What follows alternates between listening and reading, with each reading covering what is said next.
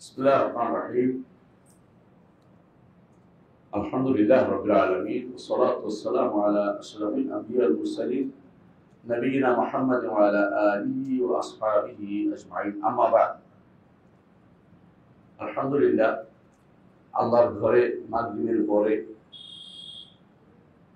দিন নিয়ে আলোচনা করতে বসেছি। আল্লাহ যেন আমাদের এই আলোচনাটাকে দোয়া করি যেন এটা জিকিরের মাজলিস হিসেবে কবুল করেন এবং এইটাকে আল্লাহ তার কাছে যারা আছে তাদের কাছে আমাদের কথা স্মরণ করেন এবং এই মজলিসটা যেন ফেরেশতারা তাদের ডানা দিয়ে ঢেকে দেন, রহমত নাজিল করেন, সাকিনা নাজিল করেন, আমাদেরকে তিনি যেন কবুল করেন। আল্লাহর কাছে দোয়া করে আমরা আজকে আলোচনা শুরু করছি। আলহামদুলিল্লাহ, আজকের আলোচ্য বিষয়টা সম্পূর্ণ ভিন্নধর্মী। সবাই অনেকেই জানতে চান, অনেকে জানতে চান, এরকমও আছে। মানুষের অবস্থান তো বিভিন্ন রকমের, মানুষের অবস্থার কোনো বিভিন্ন রকম মানুষ আছে দেশে। কেউ দিন জানতে চায়, কেউ দিন না জেনেই থাকতে চায়, দুটোই আছে। আর যারা জানতে চায় তাদের মধ্যেও আবার কয়েক শ্রেণী আছে। এক শ্রেণী আমার নেতাজি যা বলছে এটাই ঠিক, এটাই দিন। আরেক শ্রেণী আছে যারা মনে করে আমি যা বুঝি এটাই ঠিক, আরেক আছে। দিন জানার জন্য মূলত সবসময় ওলামাদের অনুসরণ করতে হবে, আলেমদের। আজকে যে বিষয়টি আমরা আলোচনা করবো, এই বিষয়টি সবচেয়ে বেশি অবহেলিত। কোন ইউনিভার্সিটিতে পড়ানো হয় না, কোন মাদ্রাসায় পড়ানো হয় না, সরকারি বেসরকারি কোথাও পড়ানো হয় না। আমি জানি না কেন এটা এত অবহেলিত হয়ে গেল। আমার মনে হয় একটা কারণ হচ্ছে এই জিনিসটার নাম ইসলামী রাজনীতি নাম দেওয়ার কারণে ওদের মানুষের ভিতরে একটা বিতৃষ্ণা আসছে। ইসলামী রাষ্ট্র ব্যবস্থা আলোচনা করাই দরকার ছিল এই নামেই, তাহলে হয়তো এটা প্রত্যেকের আগ্রহ জন্মাতো, যেটা আমরা একটু শিখে নেব। ইসলামী রাষ্ট্র ব্যবস্থা এই কথাটার মধ্যে অনেকে আবর্তিত। বর্তমান কবি বলেন ইয়াকদি আলাল মার'i ফি আইয়ামি মিহনাতিহি ওয়া ইয়ারা হাসানান মা লাইসা বিল হাসান। মানুষ যখন বিপদগ্রস্ত হয় তখন যা অসুন্দর তার সুন্দর তার কাছে লাগে, আর সুন্দরটা অসুন্দর মনে হয়। আমরা আজ ইসলামকে নিয়ে এত বিপদে আছি, এই কারণে যে ইসলামকে প্রত্যেকে দূরে সরাইতে চায়। মনে হয় যেন তারা মনে করতে চায় ইসলাম যথেষ্ট না। অনেকে মনে করে, ইসলাম জিজ্ঞাসা করে আপনারা তো দল করেন, কি দল করেন? বলে আমরা দল করি লিবারাল ইসলামী গণতান্ত্রিক পার্টি। তিনটা একসাথে, লিবারাল থাকতে হবে, ইসলামিক ফ্লেভার থাকতে হবে, তো মূল হচ্ছে গণতান্ত্রিক পার্টি। আমাদের দলগুলো সব এরকম হয়ে গেছে। আমাদের যেন এটা বলতে আমাদের আর কোনো বাধা হয় না, এটা স্বাভাবিক জিনিস। গণতন্ত্র তো একটা স্বাভাবিক জিনিস হয়ে গেছে। এটা যে হালাল হারামের বিষয়, ইমানের বিষয়, ইমান চলে যাওয়ার বিষয়, এটা কার মাথায় নেই। এর মূল কারণ হচ্ছে ইসলামকে নিয়ে আমরা সন্তুষ্ট না। অত সকাল বিকাল দোয়া করে বলেন রাদিতু বিল্লাহি রাব্বান ওয়া বিল ইসলামি দীনান ওয়া মুহাম্মাদিন নাবিয়্যান। এই তিন কথার অর্থ কি? দুনিয়াতে তিন কথা বাস্তবায়ন করতে হবে, কবরে গেলে তিন কথা জবাব দিতে হবে।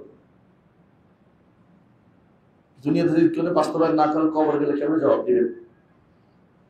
রাদিতু লাকুম ইসলামা দীনান। আর আপনি বলেন, আল্লাহ বলছে রাদিতু লাকুম ইসলামা দীনান, আর আপনি বলেন রাদিতু বিল ইসলামি দীনান।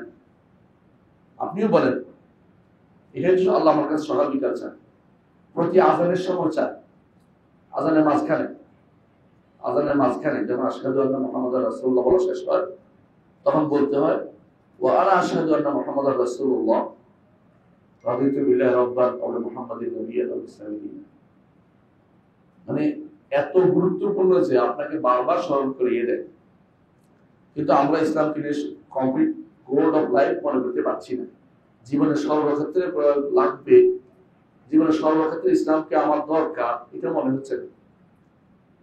এমনকি মসজিদেও ইসলাম কয়জনের না, সালাতটা ইসলামী পদ্ধতিতে কয়জনের না। এখানে এই অবস্থা মূল কারণ হচ্ছে আমরা অনেকগুলো সেক্টর বের করেছি যারা ইসলাম বিরোধী সেক্টর। এদেশে বিশ্ববিদ্যালয়গুলোতে পড়া হয়, এমন কতগুলো সাবজেক্ট পড়ানো হয় যেগুলি আমাদের জীবনের কোনো কাজে লাগবে না, যেগুলি সম্পূর্ণ ইসলাম বিরোধী, যেগুলি সম্পূর্ণ ইসলামিক নীতি, ইসলামের যে আল্লাহ তাআলা যে নিয়ম দিয়েছেন বিরোধী। আমাদের যে রাষ্ট্রনীতি পড়ানো হয়, লোক প্রশাসন পড়ানো হয়, আমাদের যে বিভিন্ন রকমের সাবজেক্ট পড়ানো হয়, রাজনীতি বিজ্ঞান পড়ানো হয়, এই যে এগুলি পড়ানো হচ্ছে, এগুলি কতটুকু ইসলামিক আছে বলেন তো? যারা এগুলি পাস করে বের হচ্ছে এরা কি ইসলামের কথা বলতে পারলেন? আপনি এমন ভাবে সিস্টেম করে দিচ্ছেন যে আপনার ইসলামের কথা কেউ কোনো শিখবে না। তাহলে আপনি যাদেরকে সংসদে পাঠাচ্ছেন, আপনি যাদেরকে কথা বলার জন্য পাঠাচ্ছেন, তারাও কোনো ইসলামের কথা বলবে, তার বিরুদ্ধে বলবে। এদের মধ্যে কেউ অনেকটা অহংকার করে বলবে যে আমরা শরিয়া নীতিতে বিশ্বাসী না, বলেই ফেলবে। এত বড় সাহস, দুঃসাহস! এটা ইমান যে চলে যায় এটা খবর নেই। এদের মধ্যে কেউ কেউ এরকমও আছে যারা ইসলাম সম্পর্কে ভাষা নলেজ নিয়ে কাজ করে। ইসলাম বলতে তারা বুঝে যে আজান দিলে মাথায় ঘুমটা দেয়া, নারীরা যেটা করে, এরপরে রাস্তায় হাঁটার কোনো সমস্যা নেই। এই অবস্থার মূল কারণ হচ্ছে এটাই, আমরা ইসলামকে পরিপূর্ণভাবে বোঝার চেষ্টা করিনি। আমাদের মূল যে ইসলামকে পরিপূর্ণ বোঝার চেষ্টা আমরা কোনোদিন করিনি, এমনকি যারা আমাদের উস্তাদরাও তারাও এটা চেষ্টা করে নাই। এটা মূল কারণ ইসলামী রাষ্ট্র ব্যবস্থা যে ছিল এটা আমরা ভুলে গেছি। এবং অনেকেই মনে করে এই সময় আর ইসলামের পূর্ণাঙ্গ বাস্তবায়ন সম্ভব না। কেউ যদি এটা মনে করে তার ইমান থাকবে? ইমান থাকবে না। এটা যদি কেউ মনে করে তার ইমান থাকবে না।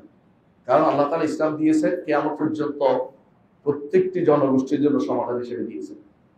তো এখানে না থেকে কোনো কিছু পারবে না। রাষ্ট্র একটা বিরাট জিনিস, ব্যক্তি জীবন থেকে রাষ্ট্র জীবন বড়, কোনো সন্দেহ নেই। সেখানে ইসলাম থাকবে না, সেখানে ইসলামকে বাস্তবায়ন করতে হবে না, সেখানে ইসলাম লাগবে না, এই কথা যদি কারো মনে আসে, সে ব্যক্তি কিন্তু কাফির হয়ে যাবে, কোনো সন্দেহ নেই। কাফির। তাহলে আমাদের সমস্যা হচ্ছে কোন জায়গায়, যে আমরা ইসলামকে কাকুন পরিপূর্ণ একটা জীবনের অংশ, পরিপূর্ণ একটা বিধান হিসেবে নিতে পারিনি। আমরা মনে করেছি যদি কোনো কারণে কোনো ওয়াজ করে দিতে পারি, আলোচনা করতে পারি, যথেষ্ট। তাফসীর মাহফিলে যত মানুষ হয়, আপনাদের তাফসীর মাহফিলে যত মানুষ হয়, এখন কি তাফসীর মাহফিল আর ইসলামী বান্দারা লোকেরা জানে কিছু না? কাজ শুরু করতে যায়, ফজর নামাজও পড়ে যায়, এরপর নামাজের কথা বললে এরপর গালিগালাজ শুরু হয়ে যায়। মিছিল করতে রাজি আছে সারাদিন, নামাজের কথা বলে গালিগালাজ। এটা নামাজের কথা বলার সময় নামাজ যারা বাদ পড়ে গেছে, মিছিল সব হালাল হয়ে গেছে। আমাদের বড় সমস্যা হচ্ছে ইসলামকে বোঝার জন্য চেষ্টা করি না। এটা অর্থাৎ ইসলাম হয়েছে এরকম বাইনা জাহলে আবরাইহি ওয়া কাইদা আদাইহি, নিজেরা জানি না, শত্রুরা এর মধ্যে ষড়যন্ত্র করছে, দুটো মিলে আমরা বিপদগ্রস্ত অনেকটা মনে করতেছি। লিবারাল দেখাতে পারলে সবাই খুশি হয় যে আমি লিবারাল বলতে থাকি সবসময়। যতক্ষণ পর্যন্ত আপনি ইসলামকে সন্তুষ্ট প্রকাশ না করবেন, লিবারাল বলবেন না, ইসলামই লিবারাল। ইসলাম নিজেই মধ্যপন্থা, ইসলাম ছাড় পন্থা নয়। ইসলাম যেটা আছে সত্যিকার ইসলাম যেটা, এটাই হচ্ছে মুতাদিল। আল্লাহ তাআলা বলে দিয়েছেন ওয়াকাযালিকা জাআলনাকুম উম্মাতান ওয়াসাতান লিতাকুনু শুহাদা আলান নাস। এই যে ইসলাম, আমাদের মুসলিম ভাইদের মধ্যে এখন দুই দল হয়ে গেছে। একদল বলবে যে ইসলাম রাষ্ট্রের বিষয় আসে না, এর উপরে একজন বই লিখে ফেলছে আরবিতে, এটা ইংরেজিতে অনুবাদ হয়ে গেছে, ঘরে ঘরে এটা প্রচলিত আছে। বাংলা ভাষায় একজন লিখছে, দেখলাম বাংলা অনুবাদ, বাংলাতে লিখছে যে হাসান মাহমুদ নামে এক ব্যক্তি, বুঝছেন, বিরাট বই লিখে ফেলছে শরিয়া ও ইসলাম। তার কথা হলো ইসলাম কি, শরিয়া হচ্ছে ইসলামের সাথে সম্পূর্ণ কন্ট্রাডিক্টরি। ইসলামের বিধান যেটা চালু আছে এটা তারা শরিয়াতে ইসলামের প্রয়োজন নেই মনে করতেছে। এগুলি বিশ্বাস করে। এর মধ্যে যোগ হয়েছে হাদিস অস্বীকারীরা। যে হাদিস অস্বীকার করতে পারেন তো আপনি তার ইসলামের কিছু বাস্তবায়ন করা লাগবে না, এটা সবাই গ্রহণ করতে রাজি আছে।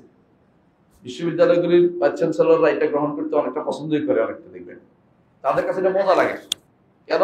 বাস্তবায়ন করা লাগে নাই, দরকার হলে একটা মিছিল করে দিবে একদিন, সমস্যা নেই। অনেকটা আমাদের দেশের ইসলাম তো অনেকটা এরকমই। আমাদের দেশের ইসলামটা হচ্ছে আবুল ওয়াফা, কাজী আবুল ওয়াফা বলছিলেন, ইবনে আকিল বলছিলেন যে আওয়ামুন নাসের কাছে ইসলাম মেনে চলা তাদের কাছে কষ্টকর মনে হয়। তারা কিন্তু বাৎসরিক ইসলাম পালন করে, বছরে একবার হুজুর দাওয়াত দেয়, বছরে একবার মিলাদ পালন করে, বছরে একবার কোন একটা করবে, অনুষ্ঠান করবে, দরকার হইলে লাইলাতুল বরাত, সবে মেরাজ পালন করে ইসলামকে যথেষ্ট মনে করে। ইসলাম তো প্রতি মুহূর্ত দরকার, প্রতি মুহূর্ত দরকার। এই এতটুকু আমাদের মধ্যে কোনো রকমের চিন্তা চেতনা নাই, এই জন্য সমস্যা হয়ে গেছে। তারা হয়তো একদম বলে ফেলবে, আছে এখনই বলে ইসলাম আবার রাষ্ট্র করে, ইসলাম তো ইয়াতে থাকবে, মসজিদে থাকবে, রাষ্ট্র আমরা অন্যটা চালাম। আমি পুরান ঢাকাতে একজনের সাথে আলোচনা করছিলাম যে ওনারা দেখি মাশাআল্লাহ সালাফি মানুষ, ওনারা আবার বিভিন্ন এসে দল করে কেমনে গেল। তো তিনি আমাকে বলছেন, তিনি খতিব মানুষ, ভালো মানুষ, তিনি বলছেন যে এই প্রশ্নটা ওনাদের করছিলাম, ওরা বলছে এতক্ষণ জার্সি গায়ে দিয়েছিলাম দলের, এখন জার্সি গায়ে দিয়ে আসি নাই, এখন পায়জামা পাঞ্জাবি বেরিয়ে আসছে মসজিদে, তুমি আগেরটা প্রশ্ন করিও না, তা আপনি বেরোয় বেরোয় আবার জার্সি গায়ে দেবো। এই হচ্ছে ইসলাম আমাদের। সবচেয়ে ভালো যে তার এই অবস্থা, খারাপ কি অবস্থা চিন্তা ভাবনা করে দেখেন। মানে ভালো বুঝছেন তো, যাদেরকে আমরা সালাফি বলি, এদেরই অবস্থা তার আরো ভালো হবে, ভালো কি অবস্থা হবে। সুতরাং ইসলামকে নিয়ে আমাদের মধ্যে কি ধোঁয়াশা আছে। ইসলামকে আসলে সত্যিকার অর্থে আমরা পরিপূর্ণ চিনতে পারি নিঃসন্দেহে। ইসলাম দিন ও দৌলত, ইসলাম দিন ও দৌলত, ইসলাম রাষ্ট্র ও সরকার, দিন ও সরকার সব দুইটাই। ইসলাম দিনও আছে, ইসলাম সরকার ব্যবস্থা আছে। ইসলাম সরকার ব্যবস্থা দ্বারা চলেছে একদিন নয়, ইসলাম সরকার ব্যবস্থা দ্বারা কতদিন চলেছে? উপনিবেশ শাসন আমাদের দেশে আসার আগ পর্যন্ত ইসলামের রাষ্ট্র ব্যবস্থায় ছিল। হ্যাঁ, কিছু জুলুম ছিল, মানুষ এটা ওইটা করেছে, মানুষের মধ্যে অপরাধ বোধ ছিল। অপরাধ বোধ তো বুঝেন, অপরাধ বোধ হলে আপনি ফজরের নামাজ পড়তে দেরি হয়েছে, সূর্য উঠে গেছে, অপরাধ আছে না আমাদের ভিতরে, এটা অপরাধ বোধ। কিন্তু অপরাধ বোধ ওই সময় চলে যায় যখন মানুষ বলে আর গেছে গেছে কি হয়েছে, এটা অপরাধ বোধ, এটা হলো কুফরি হয়। ফজর নামাজ ছেড়ে দিলে কুফরি হয়। যে কোনো বিষয়ে, ইসলামের বিষয়ে যদি কেউ মনে করে বেপরোয়া হয়ে যায়, কি হয়েছে, তখনই মনে করবে যে কুফরি হয়ে যায়। ইসলামের অনুমোদন করে এই জায়গাতে আর ছাড় নাই। আমাদের মধ্যে একটা বেপরোয়া চলে আসছে, এই ভাবটা আগে ছিল না। কারণ আমাদের দেশে যারা পড়ে আসে, বিদেশ থেকে ডিগ্রি নিয়ে আসে, অধিকাংশ এইটা নিয়ে আসে। কাফের দেশ থেকে যারা ডিগ্রি নিয়ে আসতেছে, অধিকাংশ নিয়ে আসতেছে, অধিকাংশকে ওই দেশের সরকার এখানে জায়গা মতো বসাই দিচ্ছে। সুতরাং তারা আমাদের ইসলাম দিয়ে চালাবে, আপনি কিভাবে বিশ্বাস করতে পারেন? আপনাকে আগে ইসলাম সম্পর্কে প্রতি ঘরে জানাতে হবে, প্রতি মাদ্রাসায় জানাতে হবে, প্রতি পরিবারে জানাতে হবে, প্রতি সমাজে জানতে হবে, প্রতি রাষ্ট্রে জানতে হবে যে ইসলাম আমার জন্য, ইসলাম মানতে হবে, রাষ্ট্রের জন্য মানতে হবে, সমাজে মানতে হবে, পরিবারে মানতে হবে, মাদ্রাসায় মানতে হবে, সব জায়গায় মানানোর জায়গা হচ্ছে ইসলাম। কতটুকু স্পর্ধা হলে এই নারীরা যাদেরকে আপনার চোখে দেখছেন, এই জাতীয় একটা কমিশন দিতে পারে, প্রস্তাব দিতে পারে, এরা কি নির্যাতন মুসলমান নামও আছে? ওদেরকে চিন্তা করেছে ওদের পরিবারে ইসলাম ছিল, তাহলে ওদের শিক্ষায় কিন্তু ইসলাম ছিল। এমন একটা জাতি গোষ্ঠী আমরা বের করেছি যে জাতি গোষ্ঠী কোন ইসলাম শিখে নেই। এই জাতি গোষ্ঠীর আমরা কিভাবে ইসলাম কায়েম করবে? ইসলাম কায়েম কি খেলাধুলার জিনিস? ইসলাম কায়েম হচ্ছে জানার নাম, মানার নাম। ইসলাম জানতে হবে, মানতে হবে, মুখস্থ কথা না, জোর করে কিছু করা যায় না। একদিন হইলেও পরের দিন আর হবে না, সেটা আদায় হবে না। এই যে অবশ্যই আমাদের বিশ্বাস করতে হবে ইসলাম দিন ও দৌলত, দিন ও দৌলত দুটো মিলে ইসলাম। দিনদারিও করতে হবে, দৌলার মধ্যেও দিনদারি আছে, অর্থাৎ দৌলা আলাদা, এটা যে ব্যক্তি মনে করবে সেই ব্যক্তি ইসলাম থেকে বাইরে। এই কারণেই সেকুলারিজম ইসলামের বাইরে। সেকুলারিজম অর্থই হচ্ছে এটা দিনদারি, দিনহীন, লা দিনই যাকে বলে, মানে দিন নাই, রিলিজিয়াস না। ঘরে থাকবে কিনা এটা দুই প্রকার আছে, একদল ঘরেও রাখতে চায় না, একদল ঘরে রাখতে চায় না, ঘরে যাইছে তাকে। আবার যখন বাইরে আইনে আসবেন, আবার ঘরেরটা পালন করতে পারবেন না, বাইরেটা নিতে হবে। কথা বলছি, এটা পরিপূর্ণভাবে আমার দেশে বাস্তবায়িত হবে, পরিপূর্ণভাবে। আপনার ঘরে ইসলাম পালন করে এটা চাচ্ছে না, নারীদেরকে বের করার বুদ্ধি করছে। নারী যদি কোনো আপনার ঘর থেকে বেরিয়ে চলে যায়, আপনি কার উপর বলে ইসলাম কার কোথায় থাকবে? আপনার সন্তান ইসলাম মানবে না। আপনার সন্তান ছেলে বলবে যে আমি মেয়ে, মেয়ে বলবে আমি ছেলে, মানসিকভাবে ছেলে মানসিকভাবে মেয়ে, এরপরে কি হবে অবস্থাটা চিন্তা করে দিচ্ছেন? এটা তো আপনি ঘরেও ইসলাম পালন করতে দিচ্ছেন না। এতদিন তো ঘরে আক্রমণ, ঘরে আক্রমণ করছে, ঘরে নাই, সমাজে নাই, রাষ্ট্রে নাই, আপনি কোন ইসলাম নিয়ে এখন কায়েম করার চিন্তা ভাবনা করতেছেন? ইসলাম কায়েম, দিন কায়েমের চিন্তা করতেছেন। দিন কায়েমের জন্য প্রথম কাজ হচ্ছে আপনাকে দিন জানতে হবে, জানতে হবে যে ইসলামের পরিপূর্ণ রূপটাকে বাস্তবায়ন করতে হবে। কিন্তু এই যে ইসলামের রূপ বাস্তবায়ন করতে হবে, এদের মধ্যে কেউ কেউ বলবে ইসলাম নিজেই তো একটা, ইসলাম নিজেই তো কি, ইসলাম হচ্ছে সোশ্যালিজম, সমাজতন্ত্র ইসলাম একদম রূপ। আর না না গণতান্ত্রিক ইসলাম। আরেকজন বলল না এটা হচ্ছে সেকুলার ইসলাম। আরেকজন বলবো যে আধুনিক ইসলাম, আধুনিক মন মানুষের সম্পন্ন মুসলিম, আধুনিক মন মানুষের সম্পন্ন, অর্থাৎ ব্যাকডেটে যেটা রাসূলুল্লাহ সাল্লাল্লাহু আলাইহি ওয়াসাল্লাম যুদ্ধে চলে আসছে ওইটা চলবে না, এখন নতুন পথ লাগবে। এটা কোথেকে চালু হয়েছে? ইউরোপ থেকে চালু হয়েছে। এটা তুরস্ক হয়ে বাংলাদেশে ঢুকছে, ইউরোপ থেকে চালু হয়ে তুরস্ক হয়ে বাংলাদেশে ঢুকছে। এবং ইসলামের নাম দিয়ে যারা কাজ করে ওদের মধ্যে এটা এখন প্রচুর পরিমাণে আছে, ভালো করে দেখবেন এটা। এবং অন্যরা আগে সাহস করতো না, এখন ইসলামকে পরিবর্তন করে দিয়ে ইসলাম দিয়ে চালাই দিচ্ছে, এটার নাম ইসলাম, এটা বলতেছে। এদের অধিকাংশ রাসূলুল্লাহ সাল্লাল্লাহু আলাইহি ওয়াসাল্লামকে আমার অপব্যাখ্যা করে, তাদের মন মতো যেটা এটা মানবে, তারা যেন জিকির আজকার করবে, কোনো সন্দেহ নেই। যখন ইসলামের বাস্তবায়নের প্রশ্ন আসবে তখন সেখানে শরিয়া মানে না, সুন্নাহ মানে না। ইসলাম আসলে কেউ চিনতে পারেনি, ওইরকম ব্যক্তির মতো হয়ে গেছে ইসলাম। ভারতবর্ষের সব ব্যক্তি হাতি দেখতে গেছিল, অন্ধ, 7 অন্ধ। একজনের পায়ে হাত দিয়ে বলছে যে হাতি এসে খাম্বার মতো, আরেকজনে কানে হাত দিয়ে বলছে কুড়ার মতো। 7 জনের 7 রকম কইছে। আমার ইসলাম শরীফ মুসলিম কেউ পড়ে নাই, যে দেখতে চায়। দয়া করে ইসলামকে শেখার চেষ্টা করবে। ইসলাম সব দিক থেকে পরিপূর্ণ, সব দিক থেকে পরিপূর্ণ। ইসলামের বাইরের কোনো কিছু আনার সুযোগ নেই। আমি দুটো জিনিস নিয়ে অনেকদিন চিন্তা করছি। একটা হচ্ছে আল্লাহ তাআলা বলছেন আকমালতু লাকুম দীনাকুম, দ্বীনকে পূর্ণ করে দিয়েছেন। আবার বলছেন আতমামতু আলাইকুম নিআমাতি। দুইটা কেন বললেন? দুইটা কেন বললেন? এই নিয়ে অনেকদিন চিন্তা করে যেটুকু পেয়েছি আল্লাহর বক্তব্য নিজে থেকে কিছু বলছি। আল্লাহ তো পূর্ণ করে দিয়েছেন, আপনার কাছে কি নিয়ামত পূর্ণতা থাকবে কি থাকবে না? আপনি যদি চলতে চান আপনার জন্য আল্লাহর নিয়ামত পাবেন। শুধু যদি শরীয়ত নেন আপনি নিয়ামত হিসেবে থাকতে পারবেন। আর যদি আপনি আল্লাহর সহিত পূর্ণই থাকেন, আল্লাহর দ্বীন পূর্ণ, আপনি নিলেন না, আপনি আল্লাহর নিয়ামত থেকে দূরে সরে গেলেন। আল্লাহর নিয়ামত থেকে আপনি ভোগ করতে পারলেন না। শরিয়া যারা কাকুল পরিপূর্ণভাবে নিবে না, আল্লাহর বিধানকে যারা পরিপূর্ণ বাস্তবায়ন করতে চাইবে না সব জায়গাতে, এরা আল্লাহর নিয়ামত থেকে থাকতে পারবে না। এদের মধ্যে সমস্যা হবেই হবে। ফামা জাযাউ মান ইয়াফআলু যালিকা বিকুম ইল্লা খিজুন ফিল হায়াতিদ দুনিয়া। দুনিয়ার জীবনে এদের জন্য অপমান থাকবে। ওয়া ইয়াউমাল কিয়ামাতি ইউরাদুনা ইলা আশাদ্দিল আযাব, কিয়ামতের দিন তাদেরকে কঠিন আযাবের দিকে নিক্ষেপ করা হবে। আল্লাহু গাফিরুন আম্মা তা'মালুন, আল্লাহ তোমরা যা করো তা বেখবর নন, তিনি জানেন সবকিছু কি করে। প্রত্যেকটা কাজ আমি কি করতেছি তাহলে এটা জানা থাকতো যদি আমাদের নেতাদের, আমাদের প্রতিটি মানুষের, আমি যা করি আল্লাহ দেখছেন, তাহলে অন্যায়গুলি মুখ দিয়ে সাহস করে কথা বলা, কুফরি কালামগুলি সাহস দিয়ে বলতে হবে। কুফরি কালাম বলতে সব তা বলে, বেশিরভাগ সব কুফরি কালাম বলে। মনে রাখতে হবে ইসলাম, ইসলামী রাষ্ট্রের কাঠামো, আমি কয়েকটা কথা বলবো। ইসলামী রাষ্ট্রের কাঠামো নির্ধারিত, কাঠামোটা নির্ধারিত, ভিতরে কিছু ইজতিহাদি জায়গা আছে। বলতে পারেন কি কি জিনিস ইসলামী রাষ্ট্র? ইসলামী রাষ্ট্র একটা আকীদা ভিত্তিক রাষ্ট্র। যে ব্যক্তি আকীদা পড়বে না তাই ইসলামী রাষ্ট্র বাস্তবায়ন কোনো মানে হয় না। কথা বলছেন কিনা? একজন মানুষ আকীদায় মানে না, সে তখন যে কোনো একটা ইসলাম বানাই দিবে, যে কোনো একটা ইসলাম বলে চালিয়ে দিবে সে। ইসলাম, ইসলামী রাষ্ট্র হচ্ছে একটা আকীদা ভিত্তিক রাষ্ট্র। 1 নম্বর জিনিস, এক আকীদা ভিত্তিক রাষ্ট্র। এখানে এক আল্লাহর সভরেন্টি, এক আল্লাহর সভরেন্টি, জনগণের সর্বক্ষমতার উৎস না, সংসদই না, সভরেন্টি এক আল্লাহ। এটা হচ্ছে আকীদা ভিত্তিক রাষ্ট্র, প্রথম আকীদা এটা। এবং এক আল্লাহ। আর দ্বিতীয়ত আকীদা হচ্ছে মুহাম্মদ রাসূলুল্লাহ সাল্লাল্লাহু আলাইহি ওয়াসাল্লাম আদর্শ মোতাবেক হতে হবে। এবং রাসূল যাদেরকে আদর্শ বলে গেছেন তাদের আদর্শ মোতাবেক হতে হবে। এইটুকু আকীদা আপনার রাখতেই হবে। মনে করতে হবে, শিখতে তো হবে আদর্শটা কি ছিল।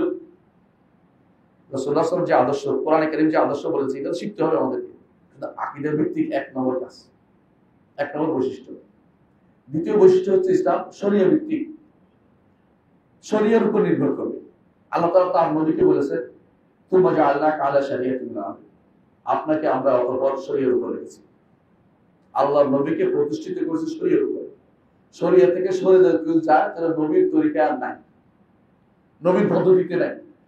নবীর পদ্ধতিতে না থাকলে ঈমান থাকবে? ঈমানদার থাকে না, ঈমানদার থাকে না। এই কথাটা আমাদের ছোট বাচ্চাদেরকে বুঝতে হবে। প্রত্যেকটি ছোট বাচ্চা একেবারে ক্লাস 1 থেকে শুরু করে সর্বোচ্চ পর্যন্ত এটা মাথায় রাখতে হবে, এরপরে পড়তে হবে। এর থেকে যেদিন থেকে মানুষের থেকে দূরে সরে সেদিন থেকে ফেতনা হয়েছে, যেদিন থেকে দর্শনের জয় জয়কার হয়েছে, কালাম শাস্ত্রের জয় জয়কার হয়েছে, সেদিন থেকে আমরা আমাদের লোকদেরকে ইসলামের উপর রাখতে পারছি না। তারা ওইটাকে প্রাধান্য দিচ্ছে, কারণ ইস্তেহসান, তার আকল ভালো লাগতেছে, এটাকে মজা লাগতেছে এটাকে।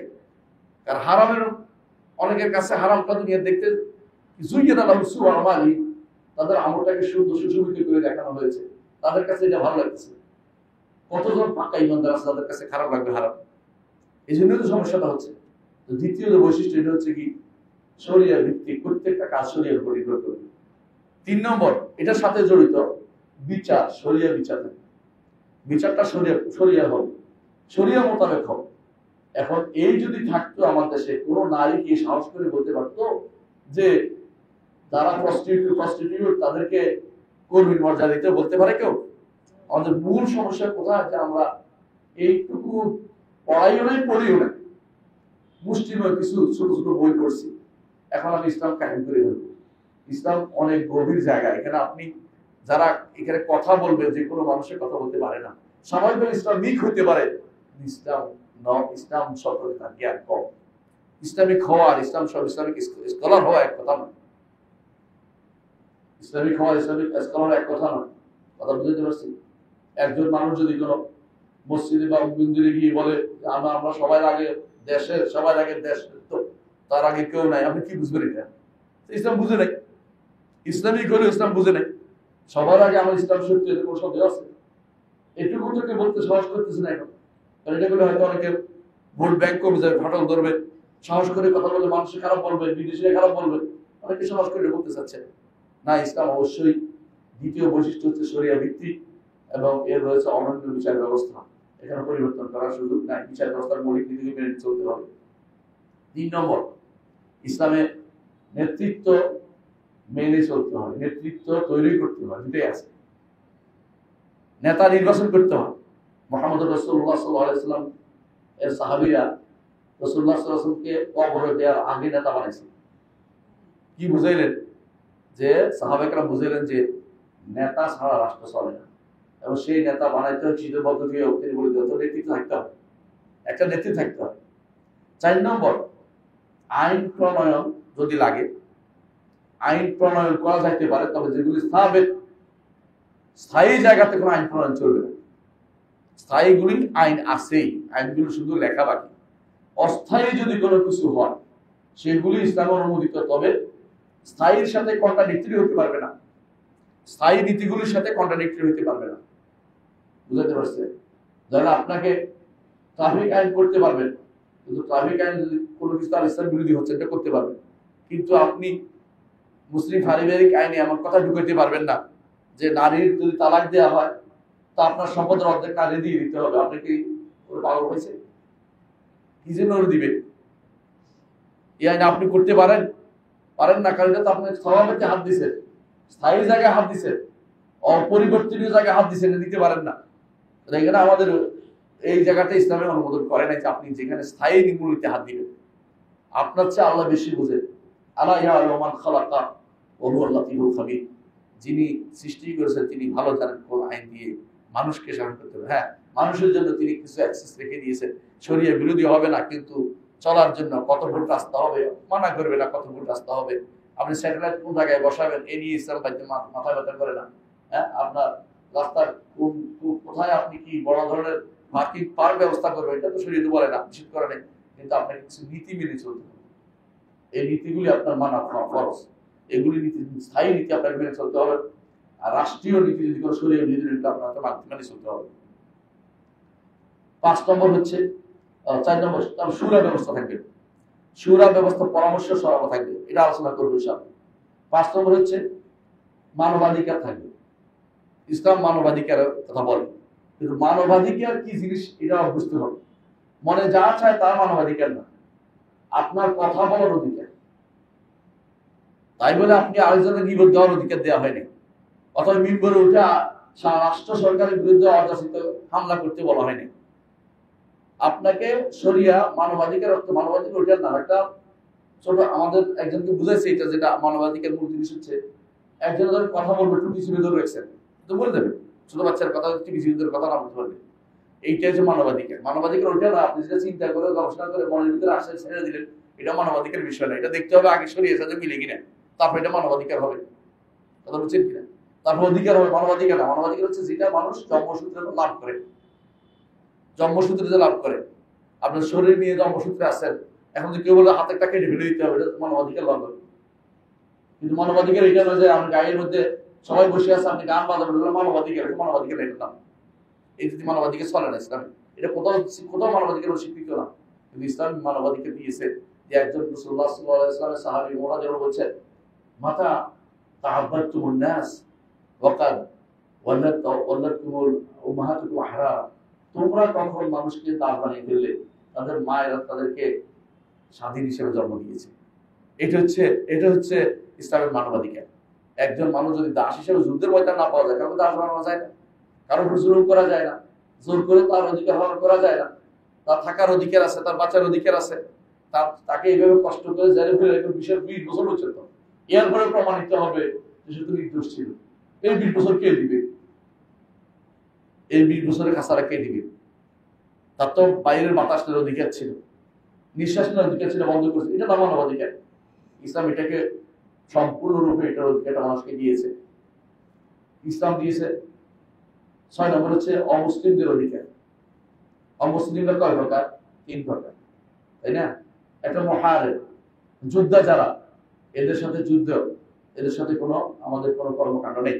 এটা রাষ্ট্রীয়ভাবে যুদ্ধ চললে যুদ্ধ করতে হবে বিরুদ্ধে। দ্বিতীয় হলো